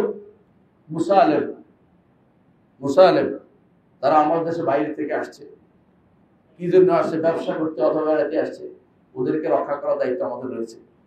তৃতীয় হচ্ছে এই দেশেরই মানুষ, তারা বিভিন্নভাবে থাকে কিন্তু মুসলিম না, তাদের অধিকার আছে চলাফেরা, তাদেরকে সে অধিকার দিতে হবে। তবে আমাদের আইনের উপরে তাদের আইন তাদের হবে না। আমাদের সাথে ঝগড়া হইলে আমাদের আইনি বিচার হবে, ওদের নিজেদের মধ্যে ঝগড়া হইলে ওদের আইনি বিচার হবে। কিন্তু আমাদের সাথে ঝগড়া হইলে আমাদের আইন, যাতে করে ওরা এই ব্যাপারটা সাবধানে চলে, আমাদের সাথে আক্রমণ ভূমিকা না আছে। কিছুদিন তো আমরা কথাই বলতে পারিনি, পুরো একটা যুগ চলে গেছে, মনে হয় আমরা নিজ দেশে অমুসলিমদের দেশে বাস করতেছি না, সেরকম একটা অবস্থা চলে গেছে আমাদের সামনে। এগুলি কি ইসলাম কোনোভাবেই মনে, এটা যদি ইসলাম মানতো শাসকরা, তাহলে এই কাজটা করতে পারতো না। আমাদের অধিকারটা নষ্ট করেছে এবং আমরা অন্যদের দ্বারা শাসিত হয়ে গেছিলাম পুরো দেশটা। 7 নম্বর হচ্ছে আন্তর্জাতিক সম্পর্ক থাকবে। এই 7টা বিষয় থাকবে। 7টা বিষয় মুখস্থ করতে হলে অনেক ভালো। একটা ইসলামী রাষ্ট্রের 7টা দিক থাকে। আবার বলছি, আকীদা ভিত্তিক, শরিয়া ভিত্তিক, নেতৃত্ব থাকবে, আইন প্রণয়ন ব্যবস্থা বা সুবিধা ব্যবস্থা থাকবে, মানবাধিকার থাকবে, সমাজের সুব্যবস্থা বিষয় থাকবে, অমুসলিমদের বিষয়গুলি দেখার ব্যবস্থাপনা থাকবে, আর আন্তর্জাতিক সম্পর্ক বিষয়ে যা ইসলাম অনুমোদন করেছে এটার উপর গ্রন্থ রচিত হয়েছে। ইমাম আউজাই সিয়ার লিখছে, সিয়ার আন্তর্জাতিক সম্পর্ক বিষয়। ইমাম মুহাম্মদ লিখছে সিয়ার আল কাবির, সিয়ার সাগীর, দুটো বই লিখছে এগুলো আন্তর্জাতিক সম্পর্কের উপর। আর আমরা আন্তর্জাতিক সম্পর্ক পড়তে হলে ইন্টারন্যাশনাল রিলেশন অমুক সাবজেক্টে পড়া, সেটা জিজ্ঞাসা করলে বলতে পারবে না যে আন্তর্জাতিক সম্পর্কের প্রথম বইটা কে লিখছিল। খুঁজে একটা ইহুদি নাসারা বের করবে, ও বুকে লিখছে। কিন্তু মুসলিমদের বই তারা নিজেরাই পড়ে নাই। আমাদের যারা ইসলাম নিয়ে কাজ করে ওরা কি এই বইটা পড়ছে কোনোদিন? ওদেরকে জিজ্ঞাসা করে বইটা দেখছি কিনা, পড়ার দূর পড়তে পারে কিনা, পড়তে পারলেও তো বিশাল না। তার আমিও তো জানে না, তা আরবি তৈরি করতে চায় না, এমন একটা শ্রেণী তৈরি করতে চায় যারা শুধু ব্যাঙের মতো লাফাবে কিন্তু কিছু জানবে না। তারা এরকম একটা ঘুষি দেওয়া তৈরি করেছে। ইসলামী রাষ্ট্রের রূপরেখা আমি বললাম। ইসলামের শুধু মৌলিক বিভাগ কয়টা? 3টা। একটা হচ্ছে শাসন বিভাগ, একটা হচ্ছে আইন বিভাগ, একটা হচ্ছে বিচার বিভাগ। 3টা গেছে, বুঝছেন তো? শাসন বিভাগ তো বুঝছেন, তারপরে আইন বিভাগ থাকবে, মানে সুরাজনীতি বলছি, বিচার বিভাগ আলাদা, যারা মানুষের মধ্যে শান্তি শৃঙ্খলা বজায় রাখবে। এর বাইরে কিছু 3টা বিভাগ আছে। একটা হলো হিসাব বিভাগ। মানুষের এই হিসাব অর্থ এই নয় যে আমি তদারকি করা, এটার অর্থ মুহাসাবাও করবে, কাজ কি করছি কিনা, দায়িত্ব পাইছেন যে করছেন কিনা, আপনার দায়িত্ব কি, এগুলো সব দেখার দায়িত্ব ইসলামিক থাকবে অধীন। আর একটা থাকবে বাইতুল মাল, কোষাধ্যক্ষ, যেটা পোশাক আছে এটাকে বলে। আরেকটি হচ্ছে সর্বোচ্চ ওলামা পরিষদ। সর্বোচ্চ ওলামা পরিষদ কেন? এরা পাহাড়ের মতো কাজ করে। এরা যদি থাকতো, এই নারীরা আজে বাজে কথা বলার সুযোগ পেত। এরা যদি থাকতো, ইসলামিক কাজ ইসলাম বলে চালিয়ে দিতে পারতো। আর আমাদের এই কেস চালিয়ে দেওয়া হচ্ছে ইসলাম বলে। আরো দুর্ভাগ্য বিষয় হচ্ছে সর্বোচ্চ ওলামা পরিষদ আপনি বাড়াবেন কি কার দিয়ে জানেন? স্পেশাল পকেটের লোক দিয়ে, যাতে করে যা বলেন তা সিগনেচার করে দেয়, কোনো কথা না বলে। আমরা এতদিনকেই দেখেছি, আবারও এটা হতে দেরি। এই জন্য অনেক সময় আমরা বলি না এটার কথা। কেন বলি না? আপনি এমন একটা বানাবেন, আমাদের এরকম কথা বলতে দিবেন অবশ্যই। আফগানিস্তানে এখন যা হচ্ছে ভালো করে আপনারা জানেন, বিস্তারিত না বলে বুঝতে পারছেন আপনারা। সর্বোচ্চ ওলামা পরিষদ হওয়ার দরকার ছিল, যারা ছিল তারা জ্ঞানে গুণীতে এলমে সব দিক থেকে পূর্ণ। এখন যত বড় ফাঁকা আওয়াজ তত বড় আল্লামা। নাটক করতে পারলে আল্লামা, নাটক করতে করতে আলেম হয়ে যাচ্ছে। বুঝলেন? আল্লামায় নাটক। আবার কেউ গান গাইতে গাইতে আল্লামা, গান গাইতে গাইতে আল্লামা হয়ে গেছে। কোরআন এবার কোরআন তাফসীর করতে বই দিলে মরে যাবে একদম পড়তে। হ্যাঁ, কেউ কেউ বাচ্চাটির মা হয়ে আল্লামা হচ্ছে। আল্লামারা শেষ নাই। দিন পড়ার ও বোঝায় লেগে থাকতে হবে। দিন এমন এক জিনিস, আপনি যদি 2 মাস না পড়েন ভুলে যাবেন। দিন প্রতি রাতে আমার পড়ার বিষয়, প্রতিদিন পড়ার বিষয়। দিন এমন নয় যে আমি হয়ে গেছি আর কিছু লাগবে না। যে ব্যক্তিটা মনে করে সে পড়া যায় আজহারুন নাস, এরকম মানুষ বেরিত যারা আজ অহংকার করতেছে আমি এটা করছি ওইটা করছি, তাদেরকে জিজ্ঞাসা করা দরকার আসলে কি করছেন, বোঝা যায় আপনার কর্মকাণ্ডে। বুখারী পড়েছে 40 বছর ধরে, তাহলে ঠিক করতে পারে নাই। বুঝলেন না? বুখারী পড়েছে 40 বছর ধরে, সালাতটা আমাদের শুদ্ধ হয়নি। সালাত পড়ে কেমনে হেরে জিজ্ঞাসা করতে কিন্তু হয়নি। বুখারী আপনি কি জন্য পড়ছেন? দেখানোর জন্য আপনি বুখারী পড়ান। আপনি বুখারী উস্তাদ, বুখারী যা বলছে তা মানে না, বুখারী পড়েন কি জন্য? দেখি আপনাদের কোরআন পড়ে এর বাইরে কি আছে, এই জন্য তারা মনে করে যে বুখারী কেন পড়বো। এটা বুখারী পড়ে বুখারী রদ করার জন্য। যখন একটা হাদিস আসবে আমাদের ইমাম এটা বলেন নাই, আমাদের অমুক এটা বলেন নাই, এটা অমুক ব্যাখ্যা হইতে পারে, এটা এখন চলতে পারে না, এরকম কথাবার্তা চলে আসবে। কারণ তারা দ্বীন শিখার জন্য আলেম হয়, দ্বীনকে নিজের মন মতো করার জন্য আলেম হয়েছে। দ্বীনকে বাস্তবায়ন করার জন্য আলেম হয়, দ্বীনকে নিজের মন মতো বাস্তবায়ন করার জন্য আলেম হয়েছে। দ্বীনকে কামাহু, যেভাবে দ্বীন আছে এভাবে শিখার চিন্তা তারা করে না। মোট কথা এটাই, এই বিভাগ সমূহ হচ্ছে ইসলামী রাষ্ট্রের কাঠামো, যেটা আপনার পাকিস্তান ছিল। ইসলামী রাষ্ট্র কি? এগুলো ইসলামী রাষ্ট্র। ইসলামী রাষ্ট্রের জন্য কি দরকার? তাহলে প্রথমে দরকার একজন রাষ্ট্রপ্রধান, তাই না? রাষ্ট্রপ্রধান দরকার না? একটা রাষ্ট্রপ্রধান দরকার। আর কি দরকার? জনগণ দরকার। আর কি দরকার? একটা ভূমি দরকার, জায়গা দরকার। এই 3টা পরিপূর্ণভাবে বাস্তবায়িত হয়েছিল মুহাম্মদ রাসূলুল্লাহ সাল্লাল্লাহু আলাইহি ওয়াসাল্লামের সময়, যখন তিনি মদিনায় গিয়েছিলেন। মদিনাতে আউস ও খাজরাজ ছিল জনগোষ্ঠী। তারা কেমন মানুষ ছিলেন? ঈমান আমলে পরিপূর্ণ। আল্লাহর ওয়াদা তখন বাস্তবায়ন হয়েছে। ওয়াদাল্লাহুল্লাযিনা আমানু ওয়া আমিলুস সালিহাতি লা ইস্তাখলিফান্নাহুম ফিল আরদি ওয়া লা ইউমাক্কিনান্না লাহুম দীনাহুমুল্লাযী ইরতাদা লাহুম ওয়া লা ইউবাদদিলান্নাহুম মিন বা'দি খাওফিহিম আমনা ইয়াবুদুনানি লা ইশরিকুনা বি শাইআ। আল্লাহ তাআলা ওয়াদা করেছেন। আল্লাহর ওয়াদা কি বাস্তবায়ন হয়ে পারবে? আল্লাহর ওয়াদা এটা। আল্লাহ ওয়াদা করেছেন যে যারা ঈমান আমল সালেহ করবে আল্লাহ তাআলা তাদেরকে দুনিয়ার বুকে প্রতিষ্ঠিত করবেন। দুনিয়ার বুকে রাষ্ট্র ক্ষমতা যাওয়ার জন্য ব্যস্ত হওয়ার আগে ঈমান ঠিক করতে হবে সবার আগে। ঈমান ও আমল সালেহ যদি থাকে আল্লাহই আপনাকে বসায় দেবেন। বিশ্বাস করুন, যদি আপনার এলাকাটা, ধরেন এই এলাকা আপনি আছেন ডেমরা এলাকা, সবগুলিকে আপনি ঈমানদার বানাইতে পারেন, কারা ভোট দিবে? কাদের ভোট দিবে? মেম্বার কে হবে? এদের মধ্যে থেকে একজন হবে। চেয়ারম্যান কি হবে? এদের মধ্যে তো ভালো ঈমানদার থেকে একজন হবে। এমপি কি হবে? ঈমানদার থেকে একজন হবে। তাতে ভুল বলছি না? আমি ভুল বলছি? এই হিসেবে বাংলাদেশ যদি কোনো পুরোটা এরকম হয়, আপনার কি আন্দোলন করা লাগবে? আন্দোলন কিচ্ছু করা লাগবে না। বলে যে ভোট পেতে হলে মাথায় ভোটটা দিয়ে দেখতে হবে, ভোট দিবে না। ওই এলাকায় ভোট পেতে হলে ওই কালো কাপড় পরে আসতে হবে। বুঝলেন না? তাহলে আপনার দরকারটা কি করা?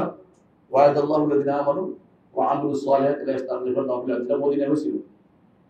রাসূলুল্লাহ সাল্লাল্লাহু আলাইহি ওয়াসাল্লাম একজনকে পাঠিয়েছিলেন, দুইজনকে পাঠিয়েছিলেন মদিনাতে, দুইজনকে পাঠিয়েছিলেন মদিনাতে।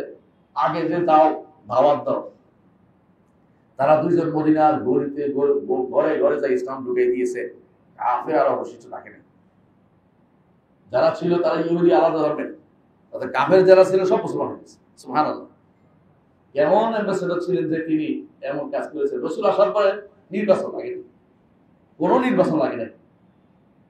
যারা মুনাফিক হয়েছে মুনাফিক রয়ে গেছে, আর কোনো নির্বাচন লাগে নাই। আব্দুল্লাহ ইবনে উবাই মুনাফিকের দল থেকে পারতেছে না, তার মুনাফিক শুরু করছে, কিন্তু সরাসরি রাসূলের বিরোধিতা করার মতো সাহস তাদের অধীনে আসেনি। আপনি আশরাফের লোকেরা ইহুদি হওয়ার কারণে তারা ভিন্ন পথে ছিল, ভিন্ন ধর্মের লোক ছিল, কিন্তু তারাও রাসূলের নেতৃত্বের বিরুদ্ধে কথা বলে নাই, তারাও বিচারের জন্য রাসূলের কাছে আসতো। আল্লাহ তাআলা কোরআনে কারীমে বলেছেন, ওয়াকাইফা ইউহাক্কিমুনাকা আনদাহুম তাওরাত ইয়াহকুমুল্লাহ। এরা আপনার কাছে বিচারের জন্য আসে, অথচ এদের কাছে তাওরাত আছে, করো নাকি? ওরা তাওরাতের কাছে বিচার করে না, আপনার কাছে আসে কেন? কারণ তারা জানে যে রাসূলের কাছে হবে সত্য। ওদের তাওরাতে যারা বিচার করবে ওরা ঠিক বিচার করবে না, পয়সাওয়ালারে ছাড় দিবে, দুর্বলের ধরে শাস্তি দিবে, এটাই তাদের নীতি। তারা বেবিচার করলে কি করতো? পয়সাওয়ালারে মাথার মধ্যে কালি লাগা ছেড়ে দিত, আর যদি কোনো দুর্বল হইতো তারা পাথর করে বাঁচত। কেমন ব্যবস্থা বুঝছেন তো? উল্টাই বলছে জিনিস, মানে মাথার মধ্যে কালি লাগাইতো যে এ বাজারে ঘুরে, এটা কি কোনো বিচারের? এর দুই বলে তো শেষ। এটাকে তারা মনে করছে বিচার, এই জন্য তারা ওদের কাছে না, রাসূলের কাছে আসতো। রাসূল বলতো যে তোমাদের কাছে কিতাব আছে, তোমাদের কাছে কিতাব, এমনকি ডেকে আনতে বলছে তোমাদের কাছে কিতাবে কি রাজমার আয়াত না? রাসূল তো জানেন আছে, বলে নাই, তাহলে পড়ো দেখি, আনো। পড়তেছে। আব্দুল্লাহ ইবনে সালাম রাসূল বললেন যে কোথায় কি সমস্যা? বলে ইয়া রাসূলুল্লাহ, হাত রাখা বাকিটা পড়তেছে, মানে যেখানে রাজমার আয়াত আছে সেখানে আঙুল রেখে দিচ্ছে, তাহলে দেখতে না, বাকিটা পড়তেছে। রাসূল বলে এটা উঠাইতে পারে, হাত উঠাইতে পারে, হাত উঠানোর পর দেখা যাচ্ছে ওখানে রাজমার আয়াত আছে। বুঝছেন কথাটা? তারপরেও তারা যেটা অন্তত তারা লুকোচুরি করলো, ইসলামী আইনের বিরোধিতা করে না। আমরা ইসলামী বিধানের বিরোধিতা করার জন্য এমন একটা গোষ্ঠী তৈরি করেছি, আপনার ঘরে খায়, নাম মাইনতি সলিমতি কলিমতি ঠিক আছে, আছে না? নবীদের নামে নামও থাকতে পারে, আবার একবারে বড় বড় নাম নিয়ে থাকতে পারে। এরা ইসলামের বিরুদ্ধে কথা বলতে সামান্যতম তাদের মুখে বাঁধে না। এরা যে আল্লাহর কাছে যেতে হবে আবার এই কথা তাদের মনে থাকে না। তো তিনটা জিনিসের কথা বলছিলাম একটা রাষ্ট্রের জন্য। মাস তিনটা জিনিস লাগে, একটা কি? ভূমি, তাই না? একটা হলো রাষ্ট্রপ্রধান, আরেকটা কি? জনগণ। তিনটা তো হচ্ছে, আর একটা হচ্ছে রাষ্ট্র কিভাবে চলবে, এটাও লাগে। এই চারটা জিনিসই মদিনাতে ছিল। এই জন্য মদিনা রাষ্ট্র হচ্ছে আমাদের জন্য আদর্শ, মডেল। এই মদিনা রাষ্ট্রের দিকেই ঘুরে দিতে হবে, ঘুরে ফিরে। কেউ কেউ সুযোগ পাইলে মদিনা রাষ্ট্রের বিচার কথা বলে, মিথ্যা কথা বলে, মদিনা রাষ্ট্র তো বাস্তবায়ন করবে না। মদিনা সনদ দিয়ে সেটা কি বিচার করবে? কেউ কেউ বলে মদিনা সনদ বিচার, তোমার মতো নারী কি রাষ্ট্রপ্রধান হইতে পারে? ইসলামের দৃষ্টিকে রাষ্ট্রপতি মদিনা সনদ দিয়ে বিচার করতে, তুমিই নাই, মদিনা সনদ দিয়েছে বিচার করবে, ফাইজাই হয়েছে আরেকজনের ক্ষতি করার জন্য। দুনিয়ার সব শয়তান একত্র ছিল, সবদিকে কতগুলি শয়তান একত্র ছিল, বলতেও পারবেন না। বলা যতক্ষণ পারবেন এখন বলে যান, পরে হয়তো নাও বলতে পারেন। আমার এই সময় যার বলার সব বলে দিবেন, পরে এগুলি যে বারবার শোনাবেন। এটা আগের কথা বলা হচ্ছে, মনে রাখবেন। প্রথম জিনিসটা আলোচনা করতে চাই, আমি সবগুলো আলোচনা করবো, ইসলামের রাষ্ট্রের যে মূল আলোচনাগুলো করবো, যা একেবারেই দরকার, ইমামত ও খেলাফত বা রাষ্ট্রপ্রধান যেটা দরকার। এখানে দেখবেন কেউ বলবো যে এটা ইমামত, আমি ইমামত বলবো না, ইমাম বলবো না, খলিফা বলবো, কেউ বলবো আমির বলবো, কেউ বলবো আমি রাষ্ট্রপ্রধান বলবো, কেউ প্রেসিডেন্ট বলবো, কেউ বলবো আমি প্রধানমন্ত্রী বলবো। এগুলি আমাদের কাছে বড় ধরনের বিষয় না। বিষয় হচ্ছে কি নীতিতে চলতেছে। তবে কিছু নিষিদ্ধ আছে, মালিকুল আমলাক বলতে পারবেন না, মালিকুল আমলাক বলছে, শাহানশাহ রাজাধিরাজ বলতে পারবেন না, ইসলাম কিছু নিষেধাজ্ঞা দিচ্ছে ওটা বলতে পারবেন না। কিন্তু এমন যে নামে দেন না কেন আপনি, এটাকে যদি রাখাল নাম দেন আমার আপত্তি নেই, কিন্তু মূল কথা হচ্ছে কি করবে, তার ক্ষমতা কিনা জানতে হবে। ইসলামের পদ্ধতি কি, কোন পদ্ধতি? ইসলাম কি, একটা কথা অনেকে সবসময় শুনে আসে, এটা বলবেন, ইসলামের পদ্ধতি কি রাজতন্ত্র নাকি ভিন্ন জিনিস? ইসলামের আসলে রাজতন্ত্র জিনিসটা ইসলামের এই পদ্ধতিটা রাজতন্ত্রের পদ্ধতি না, সুতরাং তাই কোনোভাবেই না। কিন্তু রাজতন্ত্র ইসলামের অনেক বেশি কাছে। কেন কাছে বলে জানেন? সারা দুনিয়ার মানুষ স্বীকার করে, আপনি এখন উত্তরদিন উঠেন না কেন, আপনারা জিয়াউর রহমানের ভালোবাসেন বলেই তার নাতি ভূতি বউ ভূত ছেলেদের ওদের তো দলে থাকে, তাই না? বিশ্বাস করবেন না? আরেকজন শেখ মুজিবুর রহমানের ভালোবাসছে বলেই তাদের পিছনে পিছনে হাসছে, ঠিক না? তো বোঝা গেল মানুষ যতই চেষ্টা করুক না কেন, বটবৃক্ষকে মানুষ মনে করে একটা বিশাল কিছু। পরিচিতির মাধ্যমে মানুষ থাকতে চায়, অপরিচিতের কারণে মানুষ ভোট দিতে চায় না। মানুষ যখন দেখে অমুকের গোষ্ঠীর মধ্যে ভালো কাজ করেছে, তখন বলে যে ওই ভালো পারবে আমাদের ভালো কিছু করতে। তাহলে বোঝা গেল আপনি যতই বলেন না কেন যে তথাকথিত গণতন্ত্র, ঠিকই রাস্তার কাউরে বানান না, খোঁজ দেন এটা কেমন কাজ করে, তার কি পরিবার কি, কেমন কি পরিস্থিতি কি, তখন তারা ভোটে চিন্তা ভাবনা করেন সে কি দান করে কিনা, এলাকাতে যখন মানুষের বন্যা হয়েছিল আসছিল কিনা, আপনি ওইটাও দেখেন। এর অর্থ হচ্ছে এই জন্য ইসলাম বলে রাজতন্ত্র অনেকটাই ইসলামের কাছাকাছি। তবে রাজারা সব ইসলামিক পদ্ধতি আমি বলবো না, ইসলামিক পদ্ধতি অনন্য, কোনো সন্দেহ নেই। এটা খেলাফত পদ্ধতি অনন্য, এটা খেলাফত। রাসূলুল্লাহ সাল্লাল্লাহু আলাইহি ওয়াসাল্লাম এটাই বলছেন। খেলাফত শব্দের অর্থ কি? খেলাফত শব্দের অর্থ কি বলতে পারবেন? প্রতিনিধিত্ব। আহসানতা। খেলাফত অর্থ হলো প্রতিনিধিত্ব। এই প্রতিনিধিত্ব আরেকটা অর্থ আছে খেলাফতের, এটা কি বলে? আরেকটা অর্থ আছে খেলাফতের। হ্যাঁ কি?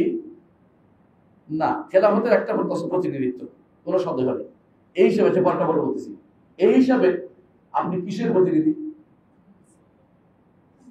আপনি একটা হচ্ছে উত্তরাধিকার, খেলাফতের খলিফা, একজন চলে গেছে আরেকজন স্থান দিচ্ছে, আর প্রতিনিধি চারজন পক্ষ থেকে আপনি দায়িত্ব আদায় করতেছেন।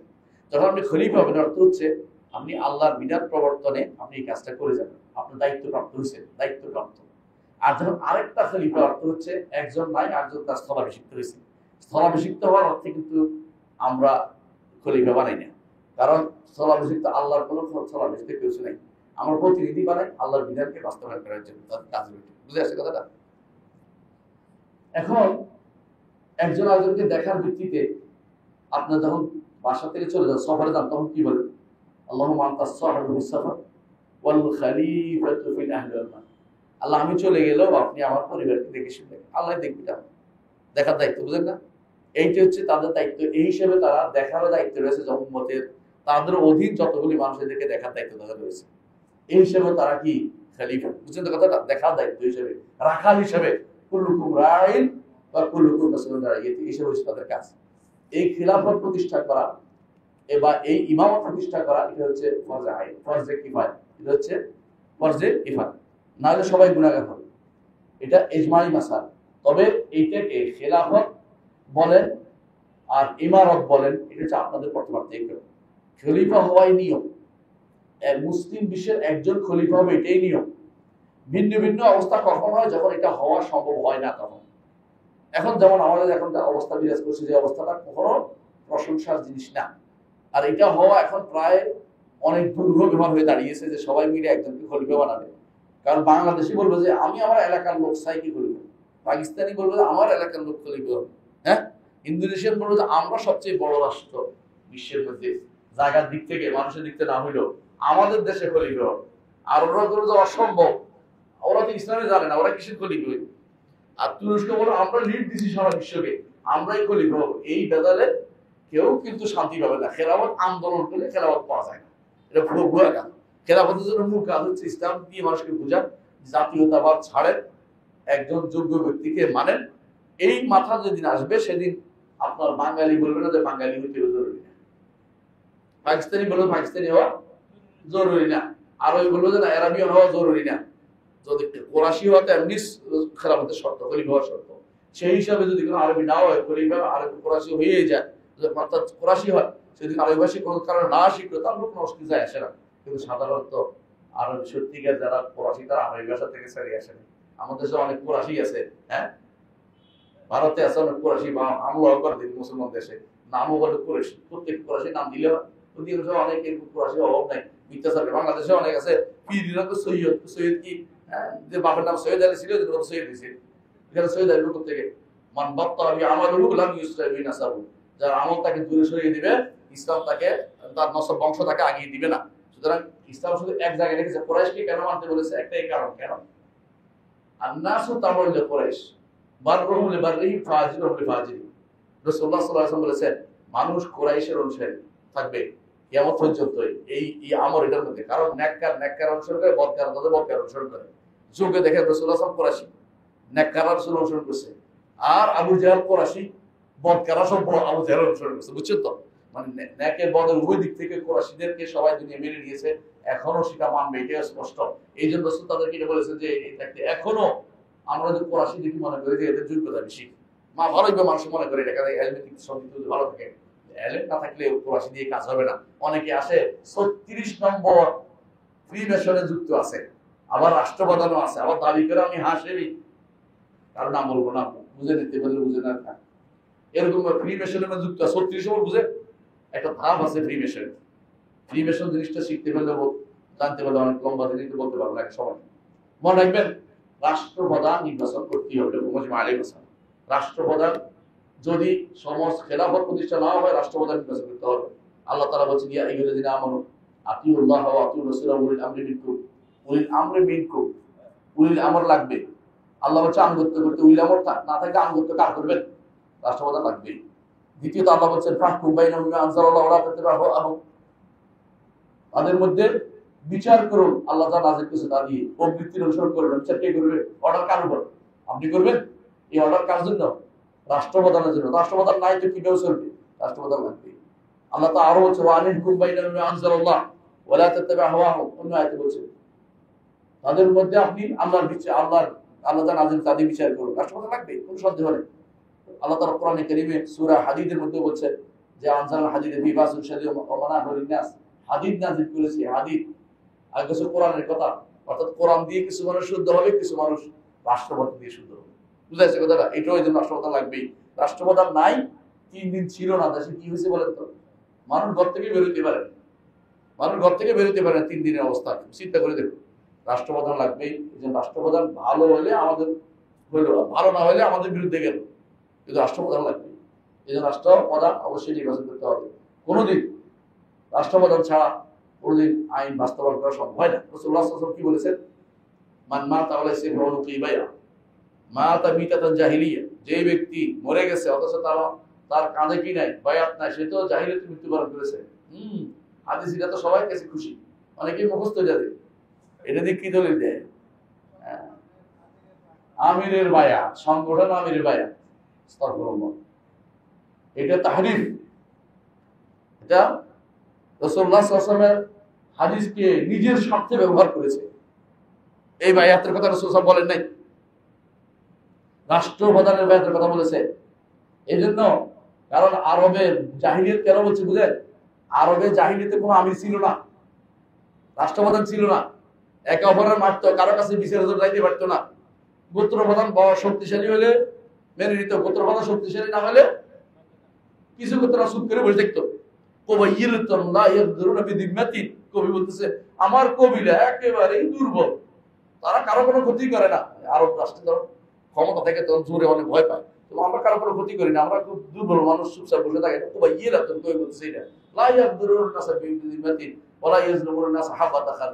কবি বলতেছেন তাদের উত্তর না। আরব ছিল এই অবস্থা, যার কোনো ক্ষমতা নাই তারা যার ক্ষমতা আছে খেয়ে হতো। কিরকম হইতো? আপনার গোত্র যদি কোনো 2 জন মারা গেছে, আপনার গোত্র শক্তিশালী, আপনি ওদের 10 জন মেরে ফেলবেন, আর ওদের 10 জন মরে গেছে, আপনি 1 জন মেরে ফেলবেন, কেন? আপনি শক্তিশালী। এই জন্য এগুলো কেন হয়? কারণ কোনো রাষ্ট্রপ্রধান নেই। এই জন্য, বুঝছেন তো? এই জন্য ওই সময় জাহিলিয়াত চলছে। রাসূল যে বলেছেন যে ব্যক্তি মারা গেল অথচ কাঁধের প্রতি কোনো বায়াত নেই, সে ব্যক্তি জাহিলিয়াতে মৃত্যুবরণ করে। বাস্তব এটা জাহিলিয়াতি অবস্থা ছিল, কোনো রাষ্ট্রপ্রধান ছিল না। আর এখন বানাচ্ছেন এটাকে টেনে এনে কি বানাইছে? আমিরের বায়াত। আল্লাহকে ভয় করুন। এই সমস্ত বই অবশ্যই আপনারা পরিবর্তন করুন, যারা এগুলি লিখে রাখছে। আল্লাহকে ভয় করুন। অধিকাংশ দেখি মাশাআল্লাহ আপনারা সালাফিদের মধ্যে দেখি লেখে, যারা সালাফিরা লেখে তাদেরকে উচিত নতুন করে শিক্ষা গ্রহণ করা। দিন আপনার এই কোরআনের মধ্যে শিখলে হবে না, দিনকে তার আসল থেকে শিখতে হবে, যেখান থেকে দিন শিক্ষা দেওয়া হয়েছে। এই জাতীয় বায়াত ইসলামে নাই। অনেকে দেখলাম দলিল দিচ্ছে, রাসূলুল্লাহ সাল্লাল্লাহু আলাইহি ওয়াসাল্লাম বায়াত দিয়েছেন কোথায়? বায়াতুল আকাবা, এটা দিয়ে দলিল নিয়ে গেছে আমিরের বায়াত হয়ে গেছে। 1 নম্বর হচ্ছে রাসূল বায়াত নিয়েছেন, তিনি রাসূল হিসাবে এই বায়াত পরবর্তী আর কেউ নেয় নাই, কারণ তখন রাসূলের কি জন্য আলাল হিজরত ওয়াল নুসরা, আমি হিজরত করব, তোমরা আমাকে সাহায্য করবে। এই জন্য রাসূল মদিনা যখন গেছেন, যখন যুদ্ধ করতে যাচ্ছেন বদরে, বারবার সাহাবীদের বলতেছেন আশিরু আলাইয়া আইয়ুহান নাস, মানুষ বলো আমি কি করব বলো। মুহাজিররা দাঁড়িয়ে দাঁড়িয়ে বলতেছে যে ইয়া রাসূল আপনি যেখানে আমরা যুদ্ধ করব। রাসূল কিছু বলে না, বলে বারবার বলতেছে মানুষ বলো, কেন বলবে। এমন সময় দেখে দাঁড়াইছে কে, আনসার মেদালের নাম। রাসূল বলছে ইয়া রাসূল কান্নাকা তুলিদুরি, ইয়া রাসূল আপনি মনে হয় আমাদেরকে চাচ্ছেন, তুলিদুরি আমাদের চাচ্ছেন। বলে হ্যাঁ তোমাদেরকে চাচ্ছি, কারণ তোমাদের সাথে আমার চুক্তি হয় নাই, মদিনার বাইরে গিয়ে প্রতিরোধ করার কোনো চুক্তি নাই। তা আমি যে তোমাদেরকে নিয়ে যাচ্ছি মদিনার বাইরে, এটা তো আমার চুক্তির বাইরে যাচ্ছে। তখন তারা বলল ইয়া রাসূল আমরা মুসা আর কারোর মতো বলবো না যে আপনি এখানে আমরা বসে থাকবো, আপনি যে যুদ্ধ আপনি আপনার রব, আমরা যাই আপনি চাই জানি পাশে চার পাঁচ যুদ্ধ করবো। রাসূলের মুখ আলোকিত হয়ে গেছে যে আমার আনসার আমাকে সহযোগিতা করবে, তারা এখন আমাকে সহযোগিতা আমার সাথে থাকবে। তারপর রাসূল সব যুদ্ধে গেছেন, জানতে হবে জিনিসটা কি জন্য, কিসের কাজ করেছে তারা। বায়াতের লাভ শব্দ একটা পাশে লাগাই দিয়েছে যেখানে সেখানে, এটা শরীয়ত অনুমোদন করে না, আপনি লাগাই দিবেন যেখানে সেখানে। আল্লাহ কুল হাত বায়াত থাকবে আমির, এটা রাসূলুল্লাহ সাল্লাল্লাহু আলাইহি ওয়াসাল্লাম বলেছেন। বুঝে আসছে কথাটা? আমিরও নাই বায়াত হবে করতে গেলে আমির ইসলামের নির্বাচন করতে বলা হয়েছে। তিনজন বেরোলে সফরে একজনকে আমির করতে বলা হয়েছে, তাই না? এখন হাজারের মধ্যে আমির বানাই ফেলবেন তিনজন একজনকে, না, ইসলামের নীতি না। বুঝে আসছে কথাটা? আপনি এখানে তিনজন একজন আমির বানাবেন, এটা বলে নাই, এই আমির ইসলামে বলে নাই। বুঝে আসছে কথা? এখানে তো আপনার নির্দেশক নীতি আছে, সফরে কেন হারিয়ে যেতে পারেন, কথা না শুনলে একজন দিয়ে গেলে সে কাউকে খুঁজে পাবে না কেউ কাউকে, এখানে এর দরকার নেই এটা আপনার, কিন্তু এখানে রাষ্ট্রপ্রধান লাগবে। রাসূলুল্লাহ সাল্লাল্লাহু আলাইহি ওয়াসাল্লাম বলেছেন, এই জন্য আরো অনেকগুলো হাদিস আমি সবগুলো উল্লেখ করলাম না, ইসলামে 9-10টা পয়েন্ট বলতে যে ইসলামে অবশ্যই রাষ্ট্রপ্রধান লাগবে, রাষ্ট্রপ্রধান লাগে। এর মধ্যে আবু বকর বায়াত, ওমর বায়াত, ওসমান বায়াত, আলী কিন্তু স্পষ্ট আমাদের কাছে। এবং রাসূলুল্লাহ সাল্লাল্লাহু আলাইহি ওয়াসাল্লাম একটা দৌলা প্রতিষ্ঠা করেছেন, আর সাহাবায়ে কেরামের উপরে ইজমা করেছেন যে রাষ্ট্র প্রতিষ্ঠা করতে হবে। আর যে কারণ রাষ্ট্র প্রতিষ্ঠা করতে হবে, মালা ইতাবু ওয়াজিবুল্লাহ বিহি ওয়াজিব, যা না করলে ওয়াজিব পূরণ করা যায় না তা করা ওয়াজিব, শরীয়তে বলা যায়। এবং মানুষের যে সমস্যা চলার জন্য এটা অবশ্যই দরকার। এখন আসে আমি যেটা বলতে চাচ্ছি, এটা রাষ্ট্রপ্রধান নির্বাচনের বিষয়টা, রাষ্ট্রপ্রধান নির্বাচন বিষয়টা, এটা কি ফরজে আইন না ফরজে কিফায়া? আমরা একটু আগে বলেছিলাম ফরজে কিফায়া, ফরজে কিফায়া কারা করবে, শর্ত ইমামতের শর্ত কি, এগুলি কিন্তু আমাদের প্রত্যেকের জানা দরকার, প্রত্যেকের আমাদের জানা দরকার। এটা আমি আগে আলোচনা করার আগে আরেকটা যে আলোচনা করতে চাই, একজন রাষ্ট্রপ্রধানের কাজ কি, ইসলামের দৃষ্টিতে একজন রাষ্ট্রপ্রধানের কাজ কি? ইসলামের দৃষ্টিতে একজন রাষ্ট্রপ্রধানের কাজ হচ্ছে দুইটা। এক নম্বর হচ্ছে ইকামতুদ দ্বীন, আর দুই হচ্ছে সিয়াসাতুদ দুনিয়া। রাষ্ট্রপ্রধানের প্রথম কাজ হচ্ছে ইকামতুদ দ্বীন, রাষ্ট্র দ্বীনকে প্রতিষ্ঠা। দুই নম্বর হচ্ছে সিয়াসাতুদ দুনিয়া, দুনিয়াকে শাসন। দুইটা, ইকামতুদ দ্বীন দুইটা, আবার দুইটা, দ্বীনকে হেফাজত করা আর দ্বীনকে বাস্তবায়ন করা। ইকামতুদ দ্বীন, রাষ্ট্র দ্বীন কায়েমের মূল কথা হচ্ছে দ্বীনকে হেফাজত করা, প্রচার প্রসার করা, আর একটা হচ্ছে দ্বীনকে বাস্তবায়ন করা। তাহলে দ্বীন বাস্তবায়ন যদি না করে সেই ব্যক্তি কি হবে না, রাষ্ট্রপ্রধান হওয়ার যোগ্যতা অর্জন করতে পারে না, অর্থাৎ তার উদ্দেশ্য সাধন করতে পারে নাই, উদ্দেশ্য বিরোধী কাজ করে যাচ্ছে। এক নম্বর কাজ। সিয়াসাতুদ দুনিয়া, দ্বীন বাস্তবায়ন মানে কি বুঝছেন তো? শরিয়ত বাস্তবায়ন, হুদুদ বাস্তবায়ন, কিসাস বাস্তবায়ন, এবং মানুষদেরকে যেভাবে পারা যায় দ্বীন থেকে দ্বীনের প্রতি সন্দেহ দূর করার কাজ করো। এই যে নারীরা যে সমস্ত নিয়ে আসতেছে, অমুক যে সমস্ত এরা নিয়ে খারাপ জিনিস নিয়ে আসতেছে, এগুলিকে প্রতিহত করা রাষ্ট্রপ্রধানের দায়িত্ব, আমাদের না। আমরা রাফারাফি করতেছি কি জন্য? রাষ্ট্রপ্রধানের দায়িত্ব ছিল এগুলি, এটা বোঝা দরকার, তার দায়িত্ব, আল্লাহর কাছে ধরা খাবে। তাহলে প্রথমে কি বলছি, দুইটা কাজ, একটা কি হেফজুদ দ্বীন, ইকামতুদ দ্বীন, দুইভাবে, একটা কি দ্বীন সংরক্ষণ করা, হেফাজত করা, আর হচ্ছে এটা দ্বীনকে বাস্তবায়ন করা। দুইটাই লাগবে। দ্বীন বা সংরক্ষণ, আকীদা সংরক্ষণ প্রথম, শরিয়া সংরক্ষণ, বুঝছেন তো? এইটার জন্য ইউনিভার্সিটি প্রতিষ্ঠা, ইউনিভার্সিটির লোক দেয়া, সেগুলি তৈরি করা, ছাত্র তৈরি করা, বিভিন্ন দেশ থেকে পড়িয়ে নিয়ে আসা, এগুলি বাস্তবায়নের এগুলি কার দায়িত্ব? রাষ্ট্রপ্রধান। তারা ভুল বলতেছে। ইকামতুদ দ্বীনের মূল কাজ এগুলি, ব্যক্তিগত ইকামত দ্বীন করতে পারে না। ব্যক্তি ইকামত দ্বীন করবে শুধু ঘরের মধ্যে, আমি একামতের দিনে দায়িত্ব তো নিচ্ছি, কোন জায়গায় করব?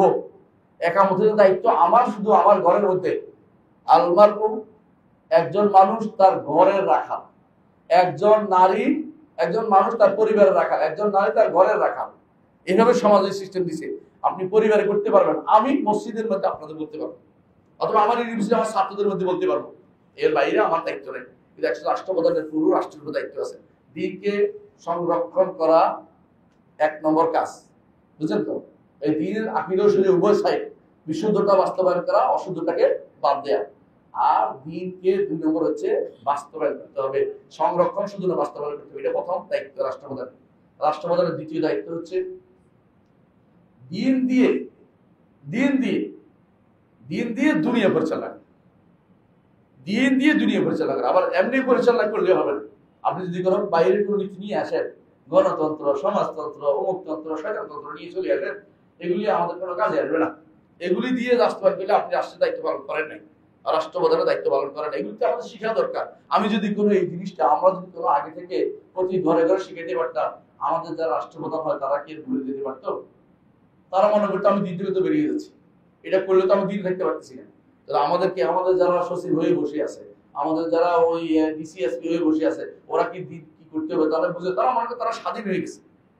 আমরা নামাজ পড়ি, মসজিদ দান করি, মসজিদ 10টা ফ্যান দিছি আমি, আমার নাম দিয়ে একটা কি করবে, হ্যাঁ, একটা বড় ধরনের বাহাবা দিবে, এটা মনে করে বসে আছে। এটা তার দায়িত্ব মনে করতেছে যে আমার আরো বড় দায়িত্ব রয়েছে, এটা সাইডের কিছু দান, তার এটা এটা বললে সব না করে গুণা নাই, কিন্তু আমার বড় দায়িত্ব রয়েছে, এটা বাস্তবায়ন না করলে আমার এলাকায় যদি সরিয়ে বিরোধী কিছু হয়, এটা আমার আল্লাহ হাল দেবে।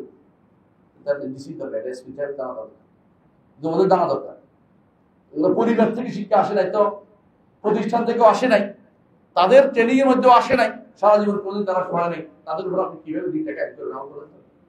আপনার যদি অরণ্য সময় কিছু হবে না। কয়টা বলছি? সিয়াসাতুদ দুই। কিভাবে হবে সিয়াসা? এটা দুইভাবে করতে হবে। একটা হচ্ছে দিন দিয়ে দুনিয়া চালানোর মধ্যে দুটো সাইড। একটা হচ্ছে আপনাকে রাষ্ট্রের মধ্যে কিছু নীতি আছে স্থায়ী, এগুলির মধ্যে হাত যেন না দিতে আপনি বাঁচতে দেখবেন। রাষ্ট্রের কিছু স্থায়ী নীতি আছে, এগুলো কেউ হাত দিতে না পারে। সুদকে হারাম না করে হালাল না করে ফেলে, ঘুষকে হালাল না করে ফেলে, বুঝলেন না কথাটা? হ্যাঁ, এবং এই যে যতগুলি মদকে আবার হালাল না করে ফেলে, বাস্তবায়ন না করে ফেলে, এগুলো আপনার দায়িত্ব স্বভাবে ঠিক রাখা। মোতাগাইয়িরাতের ব্যাপারে আপনি ইজতিহাদ মানুষ রাখবেন, এটা আপনার দায়িত্বের ভিতরে পড়ে। এই দুটো বুঝতে পারছি তো? স্বভাবে তো মোতাগাইয়িরাতের পরিবর্তনশীল, অপরিবর্তনশীল দুই রাখবে আপনার। এই যে জিনিসটা এতক্ষণ ধরে বললাম যে আপনাকে, আমাদের ক্ষেত্রে আজান না, ঠিক আছে, আপনাকে যে শরিয়াতে যেটা দিয়েছে, মানে আপনার দিন, এটা দিয়ে আপনাকে দুনিয়া বাস্তবায়ন করতে হবে। এখন যদি আপনি এটা বাস্তবায়ন না করেন, আপনার হুকুমটা আপনাকে জানতে হবে কি অবস্থা হয়। যদি এটা না করেন, এক নম্বর হচ্ছে আপনি কুফরে আকবরে লিপ্ত হবে। কখন? চার অবস্থায়। এক নম্বর হচ্ছে যদি আপনি এর বিরোধী কোনো আইন প্রণয়ন করেন, তাহলে আপনি কাফের হয়ে যাবেন, বড় কাফের। অর্থাৎ আপনার স্ত্রী তালাক হয়ে যাবে, আপনি মুসলমানদের জানাজা পাবেন না, মুসলিম কবরস্থানে দাফন হবেন না, আপনি মুসলিম বিবেচিত হবেন না, আর আখিরাত অবস্থা যা আছে এটা বলতে বলার দরকার নেই। দ্বিতীয় হচ্ছে যদি আপনি এর পক্ষ প্রতিরোধ করতে থাকেন, কোনটা? আল্লাহ বিরোধী আইনের পক্ষে প্রতিরোধ করেন, এটা ঠিক। আমাদের টকশোতে বসে বসে যারা এগুলি করে দেখেন, হ্যাঁ, কেউ দেখবেন যে এখন নারী কমিশনের পক্ষে কথা বলতেছে। তাদের আর কোনো, মানে যারা সামান্যতম দিনের কোনো সামান্যতম জ্ঞান তাদের মধ্যে নেই। আর এই গোষ্ঠী কাফের হবে কারা? যারা এই আইন, আল্লাহ বিরোধী আইন বানাই দেওয়ার এটা তারা বিচার করতেছে, এরাও কাফের হয়ে যাবে। 3 গোষ্ঠী হলো। 4 নম্বর গোষ্ঠী হচ্ছে যারা মেনে নিবে তারাও কাফের, বুঝলেন কিনা? যে এইটা আমি মেনে নিচ্ছি, ধরেন কেউ নারীকে, ছেলেকে মেয়ের সমান, মেয়ের ছেলে সমান নিচ্ছে বাপের সম্পত্তি থেকে, কোর্ট দিয়ে দিছে, আপনি মেনে নিছেন, পাইছেন বলে নারী মানুষ বা আমারও দিছে, কোর্ট দিছে, এটা যদি মেনে নেন কি হইব? আপনিও কাফের, কোনো সন্দেহ নেই। আপনাকে কেউ দিলেই নিতে পারেন না। অনেকে বলে গণতান্ত্রিক অধিকার আমরা এটা করছি, গণতান্ত্রিক অধিকার দিলে নিবেন আপনি? আর আমাকে কোনোদিন হালাল করতে পারেন, আপনি নিতে পারেন না এটা? হ্যাঁ, গণতান্ত্রিক অধিকার দিচ্ছে আপনাকে, কি সুদ আপনি 4 টাকা খাইতে পারবেন, তাহলে আপনি এটা নিবেন কি জন্য? গণতান্ত্রিক অধিকার দিলেও হারামকে হালাল করা যায় না, কথা বুঝতে হবে আমাদেরকে। রাষ্ট্রপ্রধানের আরো 3টা দায়িত্ব আছে, শাখা দায়িত্ব। প্রথম কয়টা বলছিলাম? দুইটার মধ্যে কয়টা বলছি? আরো দুইটা করে 4টে, মনে থাকে যাবে। রাষ্ট্রপ্রধান আরো শাখা দায়িত্ব 3টা। 1 নম্বর হচ্ছে ইনসাফ কায়েম করা, জুলুম প্রতিরোধ করা। 2 নম্বর হচ্ছে মানুষের মধ্যে বিচ্ছিন্নতা তৈরি না করা, দ্বীনের উপর ঐক্য রাখা, আকীদার উপর ঐক্য রাখার চেষ্টা করা। তার কাজ হবে এটা। মানুষের মধ্যে বিচ্ছিন্নতা তৈরি করে তার আলেম সমাজ থাকবে তাদের কাছে ফিরিয়ে দেয়া। 3 নম্বর হচ্ছে জগৎকে আবাদ করা, জগৎকে আবাদ করে দায়িত্বের ভিতরে পড়ে।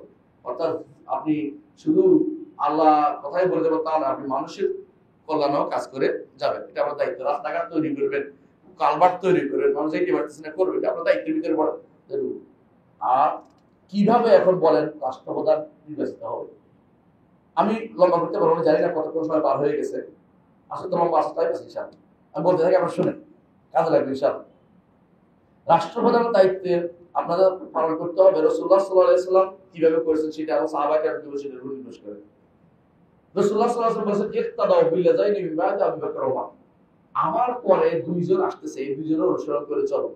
তাহলে বোঝা গেল তিনি তারপরে 2 জন আসবে খলিফা, তিনি বলে গেছেন। তাই আবার রাসূল বলেছেন আমার সুন্নাত অনুসরণ করো, আমার খলিফাদের সুন্নাত অনুসরণ করো। তো তারপরে খলিফা হবে, রাসূলের ভবিষ্যদ্বাণী আছে। আরো বলেছেন যে আমার পরে 30 বছর খেলাফত থাকবে, তো তারপরে খলিফা রাসূল বলে বুঝাই না যে খলিফা নির্বাচন করতেই হবে আমাদেরকে। খলিফা কিভাবে নির্বাচন হয়? খলিফা নির্বাচনের 4টা, মোট 2টা এবং 4টা বলতে পারি। দুইটার কারণ প্রথমে বলি, 4টা বললে ভালো। 4টা। 1 নম্বর হচ্ছে যে পরোক্ষভাবে বিভিন্ন ইঙ্গিতপূর্ণ কথা থাকবে জনগণের প্রতি। যেমন রাসূলুল্লাহ সাল্লাল্লাহু আলাইহি ওয়াসাল্লামের কাছে এক মহিলা এসে বলে, ইয়া রাসূলুল্লাহ, আমাকে এটা দেন। রাসূল বলে যে পরে আসিও, কিন্তু আপনি না থাকলে আবু বকরের কাছে। বুঝাইলেন না আবু বকর? তারপরে রাসূলুল্লাহ সাল্লাল্লাহু আলাইহি ওয়াসাল্লাম বলছেন যে আবু বকরকে বলে ইমামতি করতে। কি বুঝাইলেন?